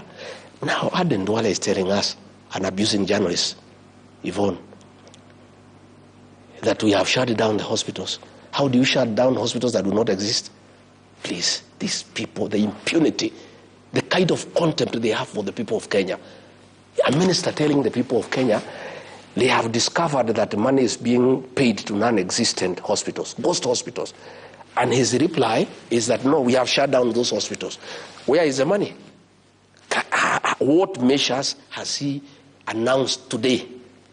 If these hospitals were non-existent, if these hospitals were not compliant, and they have been shut because they are not compliant, has he announced how we shall recover this money? I would have expected William Ruto, the new champion of fighting corruption in Kenya, to talk about this. Instead, he's only talking about 10 million, and he's complaining it has not reached the MPs who are his friends. That is his only concern, that 10 million was bribed, it did not reach MPs. William Ruto, why are you not speaking about this 10 billion? By today, in a country of the rule of law, Duale should be at home. You know? What and for? We are saying, what for? He should have been sacked. This is a scandal of unknown magnitude. You have seen today the website for Shah, where the records were, showing who has been paid, has been stepped down, so that you people do not interrogate these hospitals. Because what would have happened, you people are very imaginative. With the list they are showing who has been paid, you would have sent your correspondents all over the country to see whether the hospitals exist. And because they don't exist, that is why they have removed those details from the website, so that Kenyans do not interrogate, they do not audit the theft of public funds. And then there is also the affordable housing, again, something else that you touted. In fact, you were on record as telling everybody that this is something that you should pay up. What changed along the way? Initially, I supported this program. Yes. You know, William Ruto is very convincing. He's a very convincing guy. And he's very deceptive. Extremely deceptive. He had convinced all of us that this housing program, affordable, was a good thing for Kenya. That it will create employment for our young people. That this program, we need slum upgrading. We need to dignify our people. Blah blah blah. It sounded very nice. Only to realize later, it's nonsense. At what point did you make this realization? After 1 year. It's when I started seeing what's going on. To start with, when he forced people now to have the housing levy. Because the question people were asking me, and I asked him. What was the idea for you in your mind with this? Initially, we thought it's a genuine thing. Only to realize that it's about business. That William Ruto has seen a business opportunity to sell cement, to sell steel, and to sell iron sheets. Again, to partner with developers to make money. And for that program to succeed, it needed a source of money. So he had to create a housing levy so that the money is flowing. And this money has been put in Sidon Bank, a bank that he bought immediately we came into office. Okay, Sudan Bank is level 3, is tier 3. According to the central bank regulations, all money belonging to parastatals and governments must be put in tier 1. Tier 1 is Cooperative Bank, Equity, Barclays, those big banks. But he told central bank to allow Sudan to receive money from SHA and also money from housing. So that bank has grown, from a profit of 300 million in 1 year to 1.2 billion. So I want to understand this. You're saying, so at what point did you realize SHA, according to you, wasn't the idea that you needed? The first 1 year. Housing in the first 1 year. The first 1 year okay. of our administration is where it started becoming very clear to me that this William Ruto was not a genuine man. He had conned us, he was deceptive, and he's a businessman, and he's not interested in the country. And yet, Mr. Gachagua, you stayed and then got impeached, and it is only after your impeachment that you started to speak out about all of these things, about organizing meetings. I spoke before. So my question to you is, you say you are not a yes man, and that's why the president doesn't like you. Yes. You say you realized that, SHA and affordable housing had issues with all of these. Were you ever going to say some of these things before you were impeached? Yes. Would you have continued to serve in the administration of President William Ruto? I asked you about some of these things a little earlier. You said, well, what could I do? He was president. You could have resigned, Mr. Gachagua, if you have such grave issues. I couldn't have resigned. Why not? The framers of the 2010 Constitution are very wise. Why did they want a president and a deputy elected? So that they can check each other. That's what I was doing. I was checking from inside until a point he couldn't stand it, and he decided to get rid of me. What happened? Mr. Gachagua, you were not very successful with checking him. No, I was. Let me tell you. Let me down. Well, tell us. That's why. That's why. I went to cabinet and opposed the finance bill of 2024. I did. 2023. 2024. Okay. I said no, and it was put on record. And he was mad with me. And I went in public meetings asking the MPs to listen to the ground. It was a way of checking. Because when you are deputy president and there's a finance bill, and when people ask me, what do you think about this finance bill? I say, listen to the ground. The people did not want it. I told the MPs, listen to the ground. And the president was mad with me. Finally, when it came to cabinet, I went and opposed the demolitions and evictions of Nairobi River. If you remember, it was one of the charges in the Senate against me. I opposed when I was deputy president. I did not oppose when I left office, Yvonne. I opposed when I was in office. And it was a charge of insubordinating the president because of saying no. Our manifesto was clear that we shall never carry out demolitions and evictions until we have settled the people. Okay. When the Gen Z protests came, Yvonne, I want to put it on record so that we are speaking from the same page. I opposed abductions and killings. And when the president insisted, and our kids were shot and killed on June 25th, 2024, on the 26th of June, as deputy president, I called a press conference in Mombasa and castigated President William Ruto and the Director of National Intelligence Service for abductions and extrajudicial killings. I am not doing it because I'm outside, Yvonne. I was doing it from inside, and that is why the president now could not stand it anymore. In fact, it's after my press conference on June 26th is when he made a decision he must get rid of me, and it took him about 4 months. He started putting things into motion, and I told the president, I think it was on June 22nd, when I saw the operation order, what had been planned, the killings, the abductions, I went and I said, Mr. President, I am a parent, you are a parent. I have 2 young boys, you have young children. How can we kill these people simply because they are saying the finance bill is not acceptable? Why can't we listen to them? He said, my friend, you are in government, you do what we are saying. So the subsequent meeting for National Security Council, I was not invited because I would have opposed the operation. So when it happened, on June 25th, the president called a press conference at night. He did not invite me, and he said, this was treasonous, these are criminals, they'll pay for it. I was mad because I knew these children were innocent and they were simply clamoring for their rights and the rights of the people of Kenya. And what happened, Yvonne, is that nature abhors vacuum. The minute the president captured parliament, the minute he compromised Raila Odinga, there was nobody else to speak for the people of Kenya. And since nature abhors vacuum, the Gen Z just came up, because that's the way nature operates, and they started speaking for the people of Kenya. So I made a decision. I flew to Mombasa. I called a press conference, and that marked the end of the relation between me and President William Ruto. We never spoke again. We would just pretend we are speaking, but we never met one-to-one. We never spoke on telephone. We were speaking on messages until the day I left office. So you cannot say, Yvonne, that I spoke because I left. I started speaking. For 1 year, I was speaking from inside. And that's why he was accusing me. You know, he was telling me to defend Adani. I told him I will not. He says, go to the TV stations and defend the university model. I said, I will not. Because the thing is not good. You know, I was in a funeral in Kitale, and the Senator for Kisii, Richard Oyonka, really attacked the government because of Adani. And I spoke last. I did not say anything. I talked about other things. I left. And the president's PA called me all manner of names. Wewe ni mujinga sana, you are very stupid. You are deputy president, you spoke last. Somebody has attacked the government and you cannot defend. What kind of a deputy are you?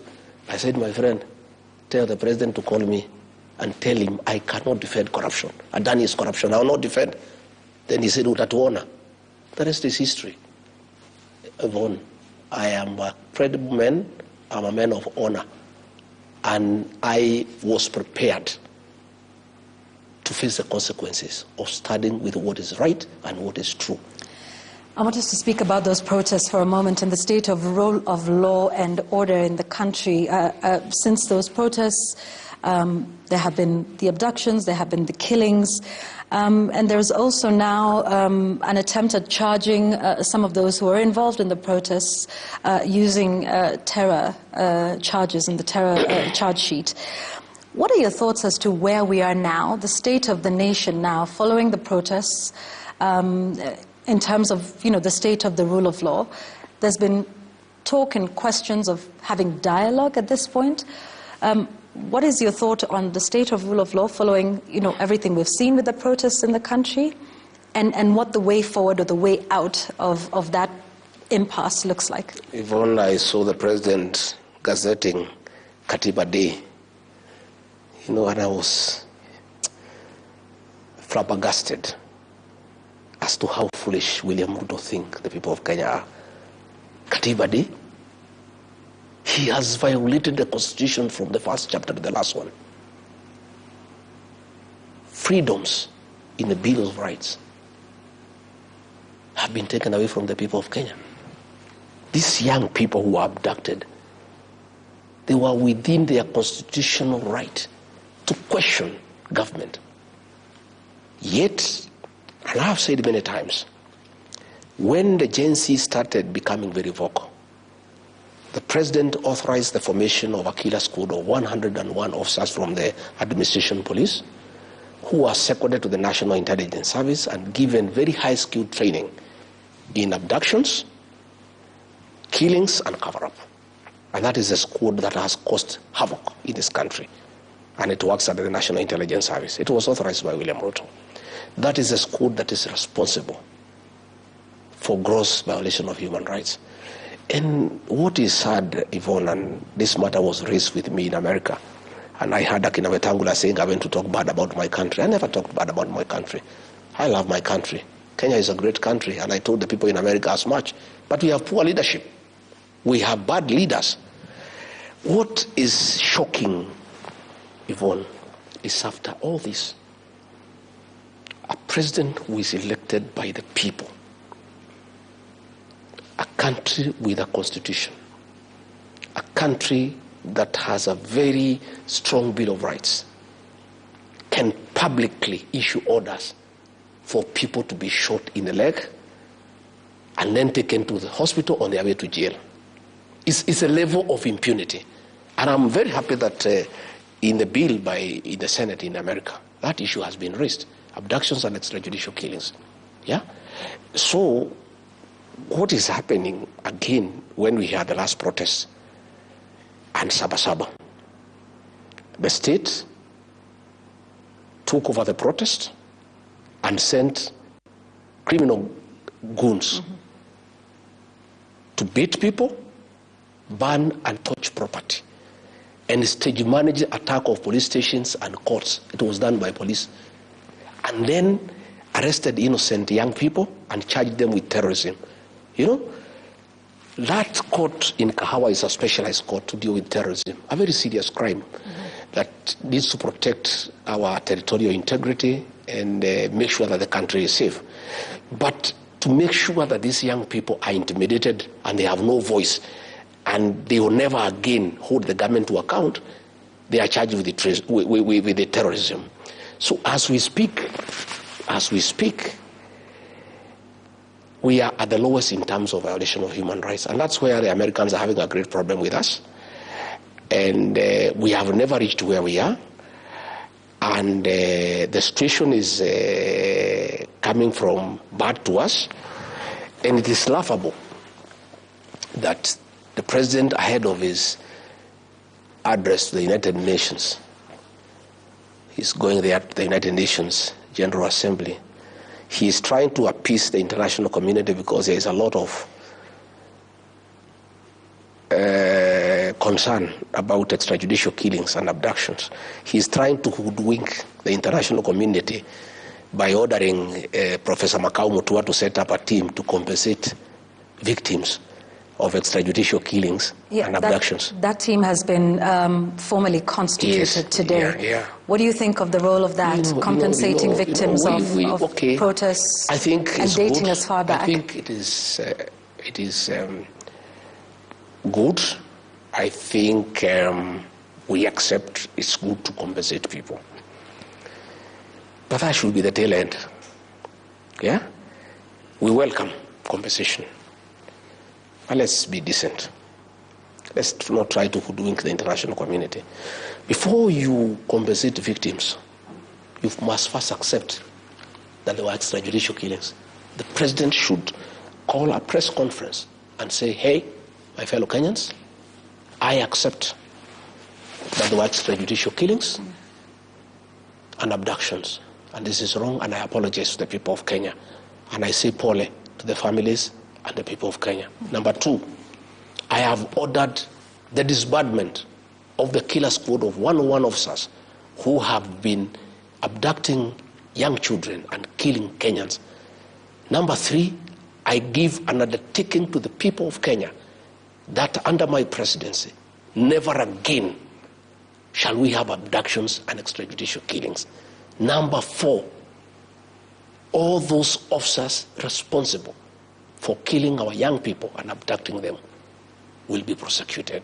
Finally, sad as it is, I accept that parents have suffered and they require some compensation. I therefore order a mechanism be put in place to compensate those families. And Yvonne, government cannot compensate people it has killed. We must give it to another neutral body, like the Kenya National Human Rights Commission. Because what is happening is, we have a petition before the ICC. If government identifies these victims, then we will not have witness protection. These victims will not be able to give evidence against William Ruto and the government. So this is a scheme to get to know who are the possible and potential witnesses for cases of crimes against humanity that we are taking to The Hague. So we are saying, if William Ruto is genuine, he must do what I've told you. He must first call a press conference and own up to the killings and the abductions. All right, before Two, Yvonne, he must disband that killer squad that has been doing it. Okay. And then he must de-gazette that team, pass this responsibility and the funds to the Kenya National Human Rights Commission, which is neutral. Because how do you get people who killed your child are the same people who are coming to compensate you? Even in terms of the way you relate. You know, the same person who shot your child is the one saying, oh, Mama, I'm sorry we killed your son. Yeah? Here is 100,000 to compensate you. How does it work? Let us have an independent body, the Kenya National Human Rights Commission, to be able to do it. I want to talk about, and to switch gears a little bit and, talk about some politics for a moment and maybe go back to your return from the United States. You've been having the, what you call united opposition. Mm-hmm. We didn't see your colleagues at the airport to welcome you back. They were not supposed to come. Okay. This was, I was just coming home. Mm-hmm. And I think when Kipchumba Murkomen threatened to arrest me, my supporters decided to come to the airport to make sure that I'm safe. Mm. It was a family affair. Of course, the government organized to attack me, and those were policemen in civilian, accompanied with goons. They actually wanted to kill me at Pipeline. They took a big boulder and dropped it on my car. I escaped death by a whisker. And I think they wanted to kill me.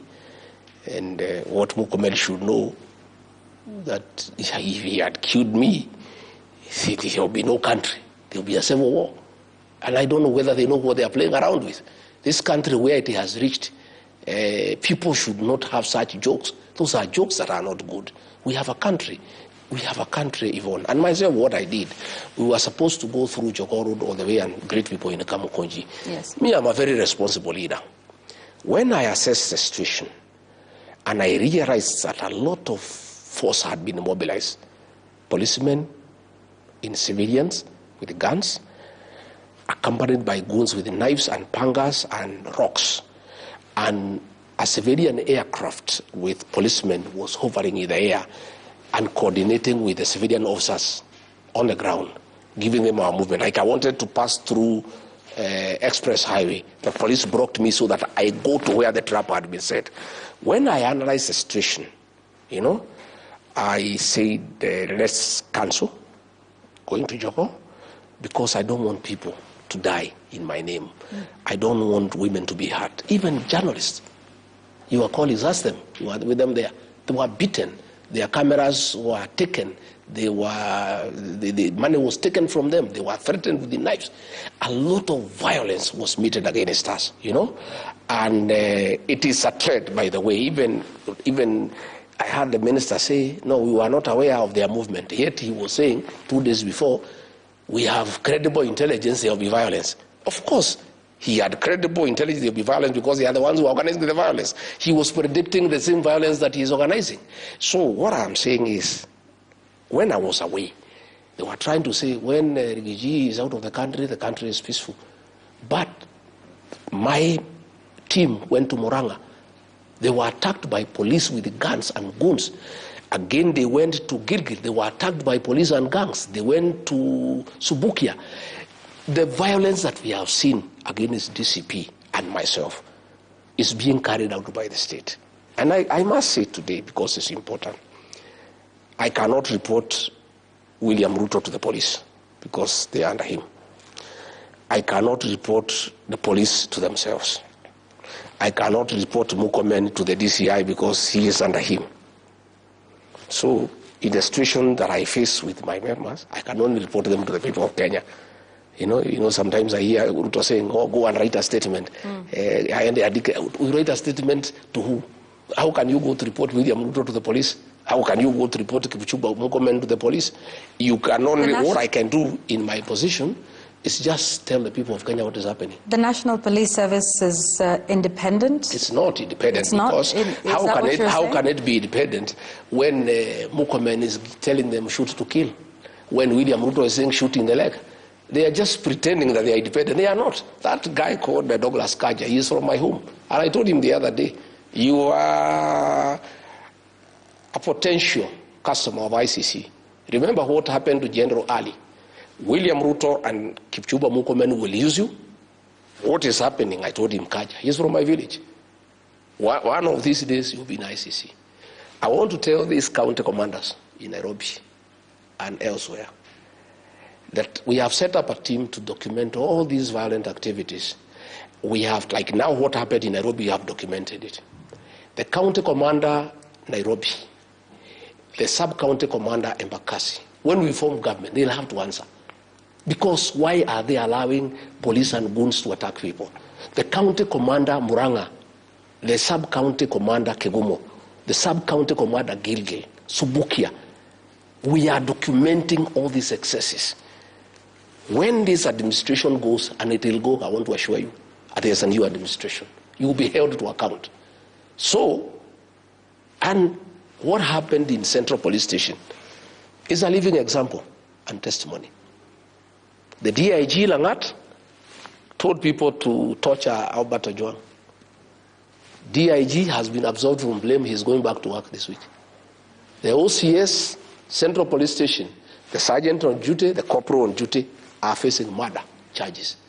I want to use this opportunity tonight to talk to our police officers.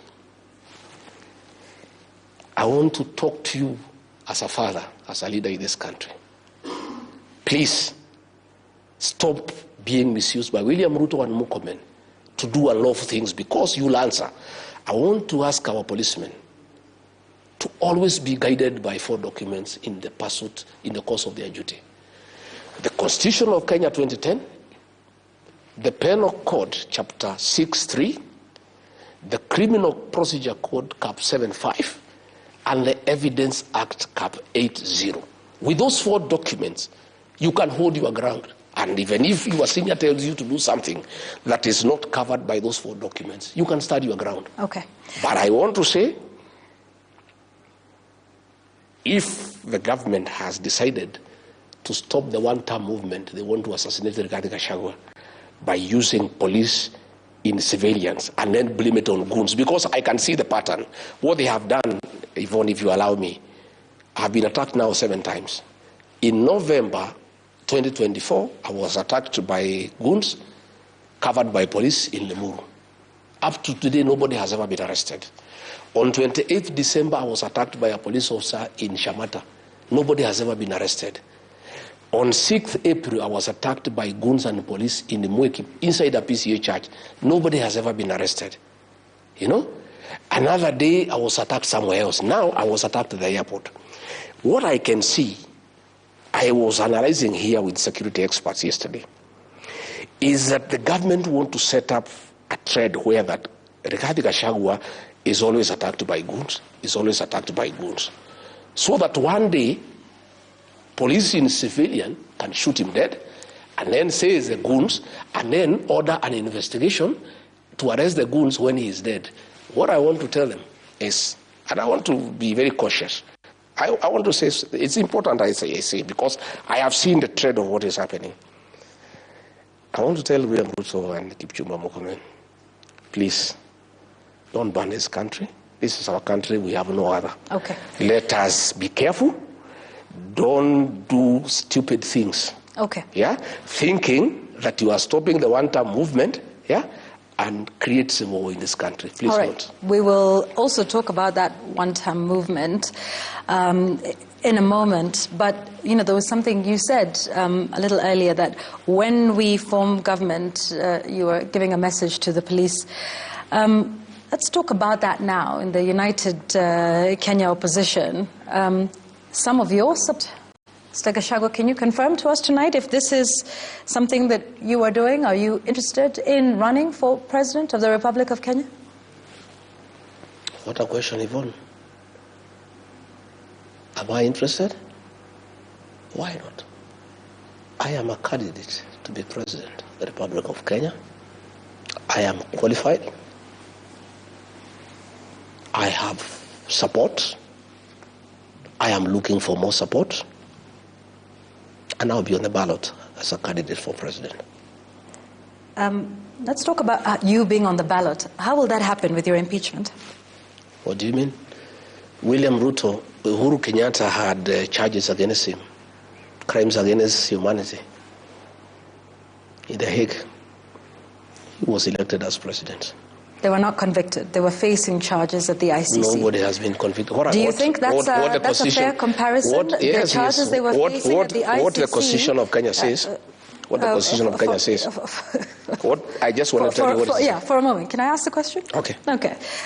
Do you think it's a fair comparison that they were facing charges at the ICC, facing charges? You, on the other hand, based on the laws of this country, faced charges at the Senate and were found guilty of some, not all, but enough to impeach you as Deputy President. John Weluke, the MP for Sirisia, was convicted and jailed for 74 years, okay, before the elections. Okay? He filed an appeal before the High Court. When the elections came, the law is very clear that the Constitution guarantees your right to file for elective office, even if you have been convicted, if you have not exhausted the remedies available in law. Okay? Rigathi Gachagua has a matter before the High Court. It has not even been heard. It needs to go to the High Court, Court of Appeal, the Supreme Court, until the Supreme Court says Rigathi Gachagua was impeached properly. And if that happens, if the Supreme Court, I'm saying if the Supreme, and that's what I'm saying. If it says yes, if you go all the way, that's what I'm saying. And the Supreme Court says upholds your impeachment. If it does, yes. If the Supreme Court opposes my impeachment, then I cannot run. Okay. It has not. The High Court has not. The Court of Appeal has not. Until that has happened, Rigathi Gachagua remains free. And I don't want to discuss matters before court, but even the judges will take judicial notice of what is going on and how this guy called Rigiji was impeached. You know, the things are there. I don't want. That's what I'm saying. Because I don't want us to. But you see, you are the one. You are the one who brought things that were before the Senate. Here, those speeches were before the Senate. No. I was tried on the same issue, so you are trying me the second time. No. Those speeches were not as a result of the Senate. They were as a result of what you had said before. They were there. They were at the Senate. You were trying me a second time. Was I trying you a second time? Because you were asking me to make comments on matters I've already made comments before. No, we're holding you to account for statements that you make, Mr. Rigathi. Before I exhaust all the remedies available to me by law, and you know the law is very good. It gives somebody enough remedies so that you get fairness. Fairness, let me tell you what they say in law. They say it is okay for a guilty person to be freed, but it's unacceptable for an innocent man to be jailed. And we shall wait to see what the court say about that. That's why there are four mechanisms. Okay, I want us to leave it at that. Yes. And we wait to see what happens in the court of law and how far you take the process. But I want to hear your views on your other colleagues in the United Opposition who've also expressed interest in the top seat. What are your thoughts on Kalonzo Musyoka, the party leader of Wiper Democratic? He is a good man. He's a good leader. And he has the capacity to lead this country. Yeah. If I'm not chosen to be the flag bearer for whatever reason, I would have no issue, absolutely none, in supporting him to be president. What of Ms. Martha Karua? Same. Kalonzo Musyoka, Martha Karua, Fred Matiang'i, Eugene Wamalwa are all competent and capable leaders who can give good leadership to this country. And when we agree, because we have agreed that along the way, all the contenders will have to sit down and agree on one to be our flag bearer. I pray and hope that I'll be one, because I think I have the drive and the strategies and the numbers. And knowing William Ruto, because I know him well, I think I'm the guy who is best suited to take this guy home. Is unity possible? So in case, is unity possible? It's not. Or will we see everyone pulling in their own direction? It's a must. We have no choice. The people of Kenya have told us, in no uncertain time, they don't care who. They want one candidate to face William Ruto. We have a responsibility to restore this country. We have a responsibility to bring an end to extrajudicial killings and abductions. We have a responsibility to bring an end to corruption and misappropriation of public funds. And that can only happen when William Ruto is one term. And for that to happen, we need to produce one candidate to face him. Kenyans will not forgive any one of us, any one of us, who plays around with that unity. And I can tell you, all of us have committed, yeah, and I will be persuading my colleagues that we publicly sign a pact with the people of Kenya, committing that all of us, each one of us will support whoever is picked, and none of us will go astray. So that whoever goes astray, yeah, will be a traitor to the Kenyan cause.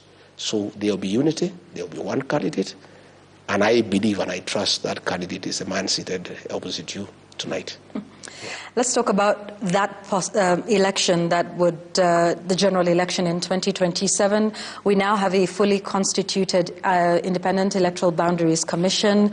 What are your thoughts around the commission? Are you confident that they have the capability and the capacity to run a free and fair process? And we'll come back and talk about the by-elections in a moment, but I just want your first thoughts on the commission, the new commission. I am not very happy with the way it was picked, but nevertheless, it's in place. What weren't you happy with? Because there wasn't, I could see there was some consultation between Raila Odinga and William Ruto, who were on the same side, and therefore there was no concurrence with other people. But be as it may, the way I understand the Kenyan politics, and by the way, I'm a student of political science, and I've been around for a while in all these elections. I did my Vows voting, I think, in 1979, and I participated in all these elections. And when electoral laws were changed such that votes are counted at the polling station, and the ruling by the Supreme Court in 2013 that polling station results are final, it made rigging of elections next to impossible. I want to assure the people of Kenya that nobody can steal our elections. And all you ask the IBC commissioners is to fast track and hasten voter registration and do good preparation for the general election and make sure that they make all the materials available and they put all the logistics that are required into place. And that is their role. The rest they leave it to Kenyans. Kenyans will wake up early and they will make a decisive decision. And I don't think anybody will interfere with the will of the people. All right. Before the general election, there are some by-elections that are coming up. Is DCP planning to field candidates? Yeah. DCP is a national party and will participate in our elections, including Banisa in Mandera. Yeah. All that talk you saw in Mandera was trying to discredit me and DCP in Banisa because our candidate, Adan Mohammed, is a leading candidate. And the people of Banisa want to elect a DCP candidate because they want somebody who can speak for them. Because UDA people are praise and worship choir members of William Ruto. And we have a candidate in Bere North. We have a candidate in Magarini. We have a candidate in Malava. We have several wards across the country. We have a constituency in Ubuja, in Siaya. We are going to have candidates in all those elections, and we are going to put up a hard fight. Yeah. President Ruto has pushed back on your campaign, your one-term campaign, saying your only interest is to remove him from office and that you're not offering an alternative. Of course, he's on record as saying, okay, so one term, then what? Do you think he raises a valid point about you actually offering an alternative beyond the slogan, one term? Vaughn, did you expect William Ruto to give us a hug for wanting to remove him from office? Of course, he can't give us a hug. He knows one term is lethal. And he's complaining about slogan gearing. He's calling it slogans. His people are trying slogans of 2 term. What we are saying is, Yvonne, if you go to hospital and you are feeling unwell, the doctor must do some diagnosis and decide what is the problem. And if they find you have a bacterial infection, and that bacteria has caused so many other problems, the doctor first fights with the bacteria so that you can deal with the other resultant issues. What we are saying, and we are very clear in our mind, is that where we are as a country, for abductions and extrajudicial killings to come to an end, William Ruto must leave office. For us to stop corruption and theft of public resources, William Ruto must leave office. We are saying for us to restore our economy and create a good environment for business, William Ruto must go home. We are saying for us to bring an end to state capture, William Ruto should not be in office. For us to restore the health system and do away with this sham nonsense, he must be out of office. We are saying for us to restore our education system, bring back free primary education, make sure there is capitation, William Ruto must leave office. That is where the one-term thing comes from. That before we can even make the changes that we desire, the first thing is for him to exit. And that is why he is complaining and asking us for an alternative. We have very many alternatives. We have a very good program for healthcare, that we need to reform the NHIF the way it was and make sure that people have health care. We have a very good program to encourage agriculture, including in northern Kenya, in terms of irrigation. Yeah, we've got a very, very good program on how to create a conducive business environment for people to trade. We have got very good ideas on how to deal with the public debt. We have all those very good ideas, and they'll be coming up in our manifesto. But we are saying for all those things to happen, yeah, Ruto must leave the scene, and it is not our business to make him happy. By the way, we are not in the business of making him comfortable. We shouldn't do what he wants. Why does he want to set the agenda for us? And he is asking us to give us our plan. We are not going to give him. Yeah, and by the way, we had a good plan. We just need to improve it. If the plan we had, the one he had given us, was implemented, we will be in a good place.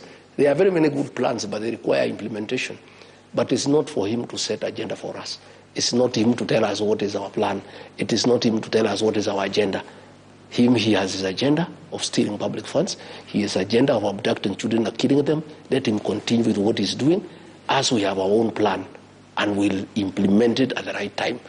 But for us to achieve all those things, we must mobilize the people of Kenya to send him home. Mr. Gachagua, as we wind up our conversation here, what do you say to Kenyans, some on social media even tonight, who in response to this interview that we've had, say that you are merely a bitter person whose only interest is to exercise revenge from a man who you say has punished you, that everything you're doing, including the movement that you've just spoken about, is not necessarily about the country, but it's about you getting your pound of flesh against your impeachment, against the president with whom you have now fallen out with, that this is just about revenge between two men. Wow. And is not the interests of the country and Kenyans at heart? I don't think stopping abductions is revenge. I think it's the right thing.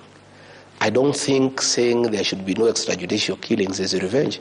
I think it's humanity. I don't think stopping corruption is revenge. I think it's morality. I don't think stopping capturing of independent institutions is revenge. I think it's good governance. I am not interested in any revenge. I am interested in good governance. I'm interested in having a country that is working. I'm interested in having a happy population. I'm interested in having people going to hospital and getting drugs. I'm interested in having a country where children can access education. I don't think those things are anything to do with revenge. All I am saying is that for us that to happen, this man needs to exit. It's not revenge, it's necessity. It's necessity. It has nothing to do with revenge. I'm not a vengeful person, and I'm not interested. And I have nothing against William Ruto as a person. But I have a big problem with killing children. I have a big problem with corruption. I have a big problem with theft of public funds. Like now they want to buy Kenya pipeline. You know, Yvonne, surely, this pipeline is worth 600 billion. They want to buy it for 100 billion. And that is Ruto and his people. You know? I mean, these are things that we cannot accept. How do you call that revenge? We are simply patriots, people who must stand out for the people of Kenya. Here in Rongai, Yvonne, the community gave 158 acres of land to the PCA church many years back to hold in trust for community, for public amenities. The PCA church have been doing it. William Ruto has gone there and without any public participation, without talking to the church, hived 40 acres to put up 2,000 units affordable housing. And it's not even affordable housing, they are commercial houses by private developers. We cannot accept that. His own family, they have gone there. They want to put up a private stadium, one of his sons. We cannot accept that. How do you call that revenge? I am simply a courageous leader who is standing up for the people of Kenya. And not many people are courageous. Let me tell you, Yvonne, what I have undergone myself, the humiliation, the persecution, the brutal attacks by police and goons, not many people can stand it. You know, I'm a man of a kind, but I've decided to do it for my country. And not for my community, for my country. Because somebody must do it. Somebody must stand out and say, no, this is not acceptable. You know? And since now, Raila was compromised. Parliament has been captured. Senate has been captured. Some character somewhere must stand up and say, no, we must stand up for the people of Kenya. That is what I'm doing. A closing statement from you, Mr. Gachagua? Yeah? Your closing thoughts? I want to say, I have seen our sugar factories in Western Kenya, Nzoia, Mumias, Chemil, they have all been leased. People have been rendered redundancy, and the sugar industry has collapsed. Bomas of Kenya has been leased to some Asians, you know, and Bomas of Kenya is a cultural heritage. Now we are giving to Asians to run our own culture, you know. Everything is being leased, and when you ask William Ruto, he is saying, because of mismanagement, we must lease everything to people who can manage them properly for a profit. What I want to ask my brother William Ruto, if the solution to mismanagement is leasing, since you have mismanaged Kenya, please advertise for the leasing of Kenya for the next 2 years. We get some people to lease Kenya because you are saying that is a solution. And finally, let me say this, Yvonne, I want to thank you and the media for what you are doing for Kenya, and you must continue. I want to acknowledge our TikTokers. They have become a powerful tool of communication in this country. I saw the other day Kipchumba Murkomen threatening our TikTokers that they should not push what I say. The TikTokers don't push anything from anybody, they push content. If you are saying something that is sensible and something that they think the people of Kenya need to know, they do it. So I want to thank our influencers, our TikTokers, our media for education, and you must continue doing it, you know.